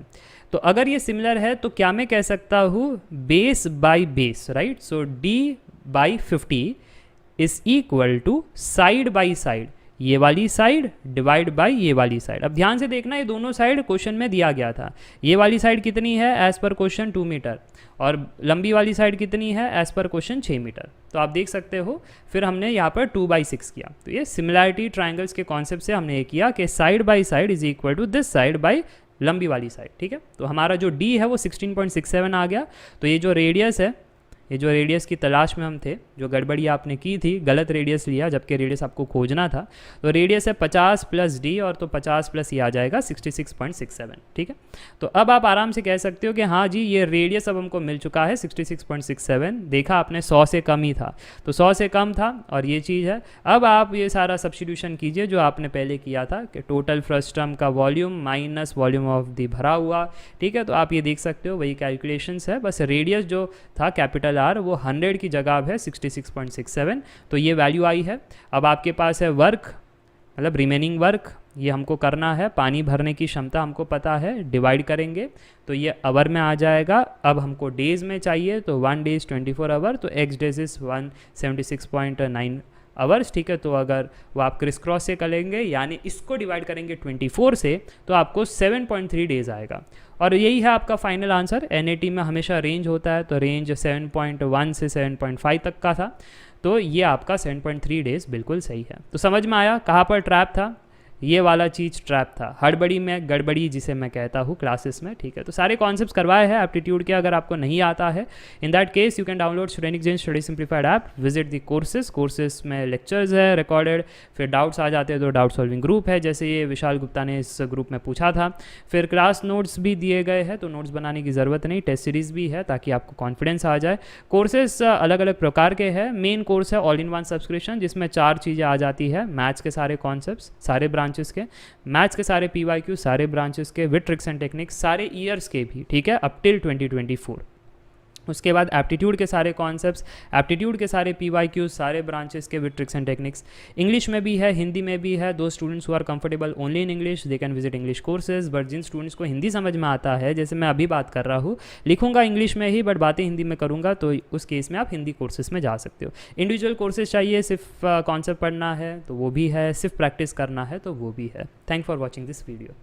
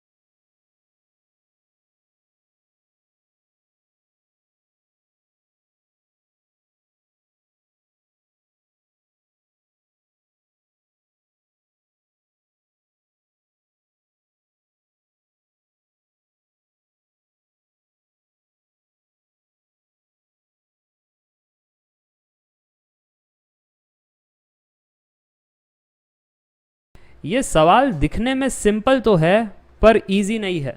चलिए देखते हैं कितने सारे गेट एस्पिरेंट इस सवाल को बना सकते हैं। तो वीडियो को पॉज कीजिए, ट्राई कीजिए, फिर मेरे सोल्यूशन को देखना और याद रखना ट्रैप इन्वॉल्व है। सवाल है, ए speaks truth 3 out of 4 times. He reported that MB has won the match. Find the probability that his report was correct. 4 option है, इसमें से एक सही होगा। चलो मुझे लगता है आपने सॉल्व कर लिया होगा। और बहुत सारे स्टूडेंट्स कह रहे होंगे सर क्यों डरा रहे हो, प्रैक्टिस कोर्स में हमने ऐसा सवाल किया है, आपने सिखाया था, ये बेस थ्योरम से सॉल्व होता है। और वो प्रैक्टिस कोर्स में सर वो ये वॉन दी मैच का सिनेरियो नहीं था, 6 आ गया डाई थ्रो करने पर 6 नहीं आया, वो वाला सिचुएशन था, राइट। हमने ऐसा सवाल प्रैक्टिस कोर्स में किया है। बट याद है ना मैंने स्टार्ट में आपको एक चेतावनी दी थी, ट्रैप इन्वॉल्व है, शायद आप फंस गए हो। 99% बच्चे इस ट्रैप में फंसेंगे और गलत आंसर को मार करेंगे। सही आंसर है ऑप्शन सी। ऐसा क्यों, चलिए देखते हैं। सबसे पहले हमको कहना है दैट ये बेस थ्योरम से सॉल्व होता है, तो हमने तो कोई फॉर्मूला बाय हार्ट नहीं किया है, हम ट्री डायग्राम से चीज़ों को सुलझाते हैं। तो यहाँ पर हम पहली लाइन को पढ़ रहे हैं, A speaks truth 3 out of 4 time, यानी सच बोलने की प्रोबेबिलिटी है 3/4, झूठ बोलने की प्रोबेबिलिटी है 1/4। सही बात। आगे बढ़ते स्टोरी में, वो जो पर्सन है वो रिपोर्ट कर रहा है MB has won the match. देखो पहले तो वो सच बोल रहा है, ठीक है, और फिर वो सच बोलने के बाद वो रिपोर्ट क्या कर रहा है, MB has won the match. तो इसकी क्या प्रोबेबिलिटी होगी आप मेरे को बताना। तो आप कह रहे हो जब सारी चीज़ें सच की चल रही है, बंदा सच बोल रहा है, MB जीता है, तो सिनेरियो जो ओरिजिनली है कि वो हार सकता है या जीत सकता है, तो 2 केस इन दी टोटल, और हमें जीत का चाहिए तो 1 केस इन दी रिक्वायरमेंट, सो 1/2 होना चाहिए प्रोबेबिलिटी। और बहुत सारे स्टूडेंट्स फटाफट से 1/2 लिख रहे थे, इधर भी फिर वो 1/2, यहाँ पर वो सॉल्व कर रहे थे, फटाफट से आंसर निकाल रहे थे। वेरी गुड, ये है गलत आंसर। वेरी गुड, ये है गलत आंसर। ऐसा क्यों? क्योंकि मैंने कहा था ट्रैप है, ट्रैप है यहाँ पर मैच। जब भी आप मैच खेलते हो तो 2 आउटकम नहीं होते, 3 आउटकम होते हैं। ये थोड़ी ना सिक्का उछालने का खेल है कि हेड्स है या टेल्स है, ठीक है, 6 आया या 6 नहीं आया, ये बाइनरी थोड़ी ना है। यहाँ पर तीन चीज़ें होगी। मैच जब भी खेलते हो, चेस देखो, जब मैच खेलते हो क्या होता है, विन लूज ड्रॉ होता है, बहुत सारे गेम्स में होता है ऐसा, ठीक है। अगर बहुत सारे गेम्स में ऐसा होता है तो फिर आपको मैच में वो कंसीडर करना था। क्रिकेट में होता है, बाकी जगह होता है, वो अलग बात है, ड्रॉ होने के बाद आगे और चलाते हैं कहानी। बट यहाँ पर मैच में हमको जितना दिया उतनी कहानी रखनी है, हमको और आगे नरेट नहीं करनी है, ठीक है। तो यहाँ पर जब भी कोई मैच खेलते हैं तो यहाँ पर विन होता है या लूज होता है या ड्रॉ होता है, ठीक है। अब आगे बढ़ते हैं। अब मेरे को बताना, अब जब आप ये सच्चाई की कहानी समझ चुके हो तो तीन केस इन टोटल है और विन का एक ही रिक्वायरमेंट का एक ही केस है। सो 1/3 इज दी प्रोबेबिलिटी दैट बंदा सच बोल रहा है और एमबी जीत गया है, ठीक है। तो ये हो गया आपका पहला लाइन, ये पहला ब्रांच। अब दूसरे ब्रांच पर आते हैं। बंदा झूठ बोल रहा है, ठीक है, बंदा झूठ बोल रहा है और फिर वो रिपोर्ट भी कर रहा है। क्या रिपोर्ट कर रहा है? MB has won the match, MB has won the match. तो मेरे को बताना वो झूठ बोल करके एमबी को जितवा रहा है, इसकी क्या प्रोबेबिलिटी होगी। देखो इन तीन केस में से विन लूज ड्रॉ, अगर वो एमबी जीता है तो जीता है, ठीक है, फिर मैं डिक्लेयर कर दिया तो मैं कहा झूठ बोला, मैं तो सच ही बोला। बट अगर एमबी ने ड्रॉ कर दिया या अगर एमबी हार गया, उस केस में तो वो नहीं जीता। बट मैं यहाँ पर रिपोर्ट कर रहा हूँ कि एमबी को जितवाना है। तो दो केस ऐसे है जहाँ पर मुझे झूठ बोलना पड़ रहा है आउट ऑफ 3 केसेस। समझ में आ रहा है? 2 केसेस आउट ऑफ 3 केसेस जहाँ पर मुझे झूठ बोल करके एमबी को जितवाना पड़ रहा है, रिपोर्ट करवाना पड़ रहा है, ठीक है। ये बात क्लियर हो गई? अगर ये बात क्लियर हो गई तो अब चाहिए क्या? Find the probability that his report was correct. जो उसने ये कहा है और जब एक्चुअली रिपोर्ट आया है, जो सच्चाई हुई है, वो दोनों मेल खा रही है, यानी ये केस हमारा रिक्वायरमेंट में होगा, राइट। बंदा सच बोल रहा है और यहाँ पर सच की घटना चल रही है, तो वो रिपोर्ट से मैच करेगी क्योंकि वो सच्चाई की कहानी है, right. So report was correct. तो मुझे लगता है आपको ये समझ में आ गया। ये दोनों तरीके से वो डिक्लेयर कर सकता है कि एमबी जीता है। बट अगर आपको सच की राह पर चलना है तो ये आपके रिक्वायरमेंट में आना चाहिए। तो अब प्रोबेबिलिटी क्या कहता है? रिक्वायरमेंट बाय टोटल, बस कहानी ख़त्म। प्रोबेबिलिटी है हमारी रिक्वायरमेंट में, ये प्रोबेबिलिटीज़ आपस में मल्टीप्लाई होंगे और टोटल में ये प्रोबेबिलिटीज़ मल्टीप्लाई करो केस 1 प्लस ये प्रोबेबिलिटीज़ मल्टीप्लाई करो केस 2, ठीक है। तो ये दो चीज़ आपके टोटल में आ जाएगी। तो आप देख सकते हो this is nothing but a base theorem. अगर आप बेस थियरम फॉर्मूला से हमेशा बाय हार्ट करके रट्टा मार कर जाते हो तो ऐसे सवालों में फंस जाते हो, ठीक है। चलो अब यहाँ पर न्यूमरेटर में हम देख पा रहे हैं 3/12, डिनोमिनेटर में क्या होगा 3/12 और ये 2/12। सो 3 + 2/12 5/12, 12 12 कट गया, जो बचा है 3/5। So the correct answer is option 3। मज़ा आया, समझ में आया? और अगर आपको नहीं आता है ये प्रोबेबिलिटी तो ध्यान रखना, सिर्फ मैथ्स की बात नहीं है, एप्टी में भी ऐसे सवाल आते हैं। सो अगर आपको कंसेप्ट क्लियर करने हैं, बाकी चीज़ें पढ़नी है मैथ्स एप्टी, उस केस में आप डाउनलोड कर सकते हो Shrenik Jain study simplified app. Already 68,000 plus की हमारी फैमिली है जहाँ पर आपको कोर्सेज मिलेंगे, रिकॉर्डेड फॉर्म में है। डाउट्स आ गए तो डाउट सॉल्विंग ग्रुप में पूछ सकते हो और नोट्स भी दिए गए हैं, खुद से नोट्स बनाने की ज़रूरत नहीं है। डिटेल नोट्स वहाँ पर दे रखे हैं फोल्डर के अंदर। टेस्ट सीरीज़ भी है ताकि खुद से अटेम्प्ट करके आपको कॉन्फिडेंस भी आ सकता है। तो ये सारे कोर्सेस है ऑल इन वन सब्सक्रिप्शन के अंदर, 4 कोर्सेस इन 1 आपको मिलेंगे। मैथ्स के सारे कॉन्सेप्ट्स, मैथ्स के सारे PYQs, सारे ब्रांचेस के, सारे ईयर्स के with tricks and techniques, aptitude के सारे कॉन्सेप्ट्स, एप्टीट्यूड के सारे PYQs, सारे ब्रांचेस के, सारे ईयर्स के विद ट्रिक्स एंड टेक्निक्स, ठीक है। तो ये सारी चीज़ें मिलेगी। हिंदी में कोर्सेस है, इंग्लिश में भी है। English means I will speak in English, I will write in English, I will teach in English, everything would be in English, even the jokes would be in English. But जब मैं हिंदी में कर रहा हूँ तो हिंदी में जैसे अभी मैं आपसे बात कर रहा हूँ, बट स्लाइड्स इंग्लिश में रहेगी, रिटर्न इंग्लिश होगा, ठीक है। तो ये सारी चीज़ है। और अगर इंडिविजुअल कोर्सेज चाहिए कि नहीं सर जी सिर्फ मैथ्स के कॉन्सेप्ट्स आपसे पढ़ने हैं या एप्टी के कॉन्सेप्ट्स ही पढ़ने हैं या सिर्फ प्रैक्टिस ही करना है, ठीक है, क्योंकि सारे ब्रांचेस के सारे PYQs with tricks and techniques कोई प्रोवाइड नहीं कर रहा है तो आपसे ही करना है, तो ये आप इंडिविजुअल भी जा सकते हो, ये सारी सुविधा भी दे रखी है, ठीक है। So yes, that's it for today. I hope you enjoyed the video.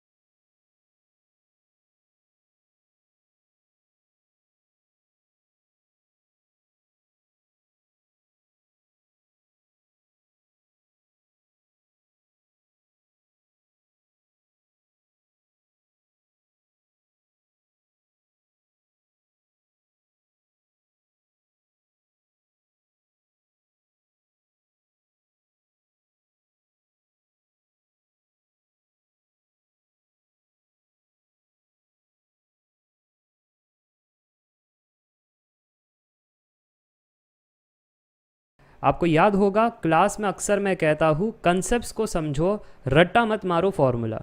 ऐसा मैं क्यों कहता हूँ आज आपको समझ में आ जाएगा। This is one of the expected GATE question from permutation and combination. Aptitude section में ऐसा सवाल पक्का आएगा। ये डाउट एक्चुअली सानू साहब ने एप्टीट्यूड कोर्स के डाउट सॉल्विंग ग्रुप में पूछा था। सवाल देखिएगा, 3 varieties of mangoes and 4 varieties of apples are available for shakes in a juice center. More than one mango can be used in one shake, but same is not the case with the apple. Only one apple can be used in one shake. However, apple and mangoes can also be mixed to make shakes. Find the total number of shakes available in the juice center. 4 option है, video को pause कीजिए, try कीजिए, फिर मेरे solution को देखना। तो चलिए अब सोल्यूशन को देखते हैं। सबसे पहले आपको ये कॉन्टेक्स्ट समझना है। अगर ये कॉन्टेक्स्ट नहीं समझोगे ना तो जो पीएनसी के फॉर्मूला बाय हार्ट कर रखे हैं आपने, वो रट्टा मार रखा है, वो कोई काम का नहीं है। हाँ, पर अगर आप ये कॉन्टेक्स्ट समझ गए तो फिर कंसेप्ट याद आएगा और सिंपल लॉजिक से ये सवाल बन जाएगा। दिखने में कठिन है बट मेरी मानो तो ये कठिन बिल्कुल नहीं है। अब ध्यान से देखना, सबसे पहली लाइन यहाँ पर 3 varieties ऑफ मैंगोज़ है और 4 varieties ऑफ एप्पल है, तो उसको मैं लिख देता हूँ कि यहाँ पर मैंगोज़ के कितनी वैरायटी है 3 और एप्पल की कितनी वैरायटीज़ है 4। ठीक है, ये चीज़ है। फिर more than 1 mangoes can be used in one shake but same is not with the case with Apple. क्यों? क्योंकि only 1 Apple can be used in one shake. ठीक है, तो यहाँ पर इन शेक्स, अरब वाले शेक नहीं, मिल्क शेक की बात चल रही है। ठीक है, इन शेक्स, यहाँ पर ध्यान से देखना, कह रहे हैं कि एक ही वैरायटी ऑफ एप्पल आप यूज़ कर सकते हो। ठीक है, 2 वैरायटी 3 वैरायटी ऑफ एप्पल कर नहीं सकते, 4 वैरायटी कर नहीं सकते, क्योंकि मैक्सिमम 4 वैरायटी है ना एप्पल की, तो 2 3 4 वैरायटी एक साथ यूज़ नहीं कर सकते। एक शेक में एक ही वैरायटी ऑफ एप्पल होना चाहिए। पर अगर मैंगो की चर्चा करें तो more than 1 mango can be used in one shake. ठीक है, तो यहाँ पर मोर देन 1 यानी एक वैरायटी ऑफ मैंगो चलेगा, या उससे ज़्यादा भी अगर आपको मैंगोस यूज़ करने हैं, क्योंकि मैक्सिमम 3 तक जा सकते हो ना, वो तीनों वैरायटी भी आप चाहो तो यूज़ कर सकते हो। तो क्या यहाँ से समझ में आया कि एक वैरायटी ऑफ मैंगो भी यूज़ कर सकते हैं एक शेक में, या 2 या 3। ठीक है, ये समझ में आ रहा है। अब आपके मन में सवाल होगा क्या इनका मिक्स वाला पीना हो, ठीक है, वो मिक्स किया हुआ, तो क्या हम वो भी कर सकते हैं? तो आगे कहा गया है however apples and mangoes can also be mix to make shakes. तो इनका mix of apples and mangoes shake भी अलाउड है। तो अब अगर ऐसी क्राइटेरिया है तो बताना total number of shakes available in the juice centre कितना है, 35, 39, 37, 36। बस ये डेटा की मदद से अब हमको सॉल्व करना है। समझ में आ चुका है सवाल क्या है। तो ऐसे आपको ब्रेक डाउन करना है। सबसे पहले इंग्लिश को मैथ्स में ऐसे ब्रेक डाउन करना है, फिर लॉजिक्स लगाना है टू गेट दी आंसर। अब ध्यान से सुनना कैसे मैं इस सवाल को बनाऊंगा, क्योंकि मैं बेसिक लॉजिक दूंगा और फिर वहाँ से हम एडवांस लॉजिक पर जाएंगे। अब बेसिक लॉजिक ये है कि मुझे एक शेक बनाना है, ठीक है, और मेरे पास यही सारे साधन है, ठीक है, एप्पल, मैंगो, उसका मिक्स का वैरायटी आप देख सकते हो। तो बेसिक लॉजिक ये कहता है कि सिर्फ एप्पल के शेक्स बन सकते हैं या सिर्फ मैंगो के शेक बन सकते हैं। जब मैं कह रहा हूँ सिर्फ एप्पल यानी मैंगो यूज़ नहीं किया, जब कह रहा हूँ सिर्फ मैंगो तो एप्पल यूज़ नहीं किया। तीसरा केस मिक्स भी हो सकता है, राइट। बट ये जो 3 केस है इसमें सावधानी बरतनी है, ठीक है। एक एक करके अब मैं एडवांस कॉन्सेप्ट पर जा रहा हूँ, ध्यान से देखना। केस नंबर 1, जब सिर्फ एप्पल की बात हो रही है, ओनली एप्पल, तो यहाँ पर एक ही वैरायटी ऑफ एप्पल यूज़ कर सकते हैं, जबकि हमारे पास 4 वैरायटी है। तो 4 वैरायटी में से एक वैरायटी, मान लो जैसे कि ये A1, A2, A3, A4 ऐसे 4 एप्पल है, तो जब शेक बनाने की बात आई तो सिर्फ A1 का शेक बन सकता है, या A2 का, या A3 का, या A4 का, ऐसे 4 ही बन सकते हैं। अब ये तो मैंने काउंटिंग से बता दिया। अगर आपको यूज़ करना हो PNC तो कैसे कहेंगे? सर, अगर आपको एक शेक बनाना है जिसमें ओनली एप्पल हो तो आपके पास 4 एप्पल की वैरायटी है और आप एक ही यूज़ कर सकते हो एप्पल, तो सिलेक्शन होगा यानी कॉम्बिनेशन यूज़ करना पड़ेगा। तो कॉम्बिनेशन कैसा होता है? टोटल में से आपका जो रिक्वायरमेंट है उसको सिलेक्ट करो। तो उस हिसाब से हम कहेंगे 4 वैरायटी ऑफ एप्पल थे, उसमें से हमको एक ही चूज़ करना है। तो 4C1 वे से हम ओनली एप्पल का शेक्स बना सकते हैं। समझ में आया? तो मैंने आपको काउंटिंग से भी बता दिया और फॉर्मूला से भी बता दिया कि ओनली एप्पल्स में 4C1 आएगा। 4C1 is nothing but 4। तो ये 4 वैरायटी ऑफ शेक हम यहाँ से बना सकते हैं ओनली एप्पल का, ठीक है। अब केस 2 पर जाते हैं। केस 2 पर हमको क्या चाहिए? केस 2 पर हमको चाहिए ओनली मैंगोस, ठीक है, सिर्फ मैंगो की चर्चा होगी। अगेन अब मैंगो की चर्चा होगी तो कैसे करोगे, एक तो आप ऐसे मैनुअली काउंट कर सकते हो, और अगर वो नहीं पसंद है तो फिर पीएनसी का लॉजिक सिलेक्शन की बात करेंगे। तो आप देख सकते हो कि शेक के अंदर आइदर एक वैरायटी ऑफ मैंगो चल सकता है, या फिर 2 वैरायटी ऑफ मैंगो, या 3 वैरायटी ऑफ मैंगो, या 4 या 5 मत कहना, क्योंकि maximum 3 he variety of mango है, ठीक है। तो एक वैरायटी ऑफ मैंगो से आप एक शेक बना लो, या 2 वैरायटी ऑफ मैंगो को मिक्स करके एक शेक बना लो, या 3 वैरायटी ऑफ मैंगो को मिक्स करके आप शेक बना लो, ठीक है। तो अब ये कैसे करेंगे सर, अगर 1M अगर आपको चाहिए तो 3 है ना, ये 3 वैरायटी ऑफ मैंगो में से एक वैरायटी आप चूज़ कीजिए और अपना शेक बना लीजिए। और का मतलब होता है प्लस 2 अगर वैरायटी मिक्स करके शेक बनाना है तो टोटल तो 3 वैरायटी, उसमें से 2 सिलेक्ट कीजिए और अपना ये शेक बना लीजिए। और लास्ट में 3M यानी 3C3, ठीक है। सो 3C1 is 3, 3C2 is 3C1, क्यों, क्योंकि NCR is NCN-R। So 3C2 is 3C 3 - 2 यानी 3C1, 3C1 यानी ये भी 3 हो गया, राइट। तो यहाँ से भी 3 प्रकार के शेक्स बन सकते हैं। और finally 3C3 is nothing but 1। तो यहाँ से कितना आया, 6 और 7 आया। तो ठीक है, मुझे लगता है ये केसेस आपको समझ में आ रहे सभी को केसेस समझ में। अगर केसेस समझ में आ रहे हैं तो आप देख सकते हो अब तक तो हमने कितना, 4 और 7, ये हो गया हमारा 11 हमने ऐसे प्रकार के वेराइटीज़ तो बना लिए। और अब जो फाइनल केस होगा वो काफ़ी इंटरेस्टिंग होगा, क्योंकि अब ये मिक्स की बातें चलेगी, ठीक है। सो केस 3 की बातें मैं यहाँ पर कर रहा हूँ, ध्यान से सुनिएगा। केस 3 क्या होगा, मिक्स होगा, जिसमें एप्पल भी आपके और मैंगोज़ भी आपके। इसमें ना कुछ बच्चे मिस कर जाते, एक चीज़ ध्यान से देखना, एक केस शायद आप मिस कर जाओगे, है ना। तो उसको ही मैं शुरुआत में बता रहा हूँ कि जब एप्पल प्लस मैंगो ऐसा चल रहा है तो क्या मैं ऐसा कह सकता हूँ दैट एप्पल विथ 0 मैंगोस इसमें हम इंक्लूड करें। एप्पल विथ 0 मैंगोज मत इंक्लूड करना सर जी, क्योंकि Apple with 0 mangoes is nothing but only Apple, और वो हमने पहले ही कर रखा है, पॉइंट टू बी नोटेड, ठीक है। क्या हम ऐसा कह सकते हैं mangoes only with 0 apple, no, वो ऑलरेडी हमने यहाँ पर कंसिडर कर लिया है, only mangoes with 0 apple, right. तो अब हमको वो मिक्स में मिनिमम 1 से लेकर के कितना जा सकता है वो देखना है, ठीक है। तो हम ये कहेंगे कि कंपलसरी एक एप्पल तो रहेगा ही, और उससे ज़्यादा एप्पल तो हो नहीं सकते। तो 4 एप्पल में से एक एप्पल तो सिलेक्ट करना ही है, कंपलसरी है। एंड आपके पास अब चॉइस है कि मैंगोज कितने सिलेक्ट करना, क्योंकि ग्रेटर देन इक्वल टू 1 है ना। तो अगर एक मैंगो सिलेक्ट करना है ना, एप्पल के साथ अगर एक मैंगो सिलेक्ट करना है, बढ़िया है, अगर नहीं तो 2 मैंगो, अगर नहीं तो 3 मैंगो, ऐसा, ठीक है। तो ये एप्पल एंड मैंगो का मिक्स आपको मैंने बता दिया, ठीक है, एप्पल एंड मैंगो का मिक्स। अब अगर ये समझ में आ चुका है तो ये देखो 4C1 हमारा 4 होता है, एंड यानी मल्टीप्लिकेशन होता है, 1 मैंगो यानी 3 वैरायटी है उसमें से एक मैंगो, और यानी प्लस 3 में से 2, और यानी प्लस 3C3, ठीक है। तो ये कितना हो रहा है, 4 × 3 प्लस ये भी 3 है, प्लस ये 1 है, यानी 4 × 6 और 7, 7 4 जार 28, ठीक है। सो 28, और फिर हम देख सकते हैं 4 और 7 11 था। तो फाइनल आंसर कितना हो गया, एक काम कर लेते हैं, मैं इसको कॉपी कर लेता हूँ यहाँ पर, ताकि आपको ये प्रॉपर ये समझ में आए कि सोल्यूशन इस प्रकार से केस 1, केस 2, केस 3 था। अब फाइनली जो आंसर आ रहा है हमारे सामने वो आ रहा है case 1 plus case 2 plus case 3 which is equal to 4 7 28 which is 11 plus 28 which is 39. So that is your final answer. समझ में आया ये 39 कैसे था, एकदम स्टेप बाय स्टेप तरीके से बताया। Option 2 is correct. बहुत ही बढ़िया सवाल था, क्योंकि आप देख सकते हो कहीं पर भी आप ये नहीं कह सकते हमने एक फॉर्मूला बाय कर रखा है, डायरेक्ट पुट के आंसर आया। आपको लॉजिकली सोचना है, only apples only mangoes, Apple plus mango, जहाँ पर मिनिमम 1 से स्टार्ट करना है, और अगर कुछ वेराइटी है एक से ज़्यादा तो वो भी कंसिडर करना है, ठीक है। ये काउंटिंग लॉजिक है, एंड और कैसे क्या होता है नहीं पता अगर आपको, उस केस में आप डाउनलोड कर सकते हो Shrenik Jain study simplified app, concepts को पढ़ सकते हो। 60,000 प्लस की फैमिली है, और वो कोर्सेज आपको मिल जाएंगे रिकॉर्डेड फॉर्म में, अपने स्पीड पर अपने समय पर देख सकते हो। पूरा सिलेबस खत्म कर रखा है, in depth up to date as per the recent trends. Class notes भी है, डाउट सॉल्विंग ग्रुप भी है, जैसे अभी पूछा गया था सवाल वैसे आप भी पूछ सकते हो।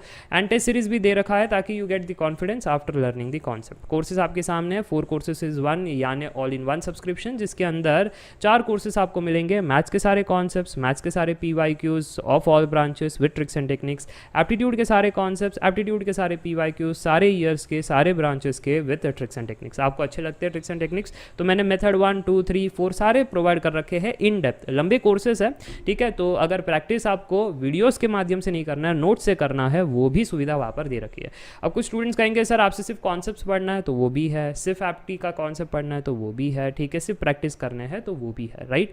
हिंदी इंग्लिश दोनों में है, यानी जब हिंदी डाउट में पूछोगे तो मैं हिंदी में बातें कर रहा हूँ जैसे अभी, बट अगर इंग्लिश में पूछोगे I will talk in English, I will write in English, I will speak in English, I will crack joke in English, so everything would be in English, you won't find Hindi word in that. So I guess you have understood everything. आज के लिए बस इतना ही। I hope you enjoyed the video, meet in the next video, till then take care, bye bye for now, सी या।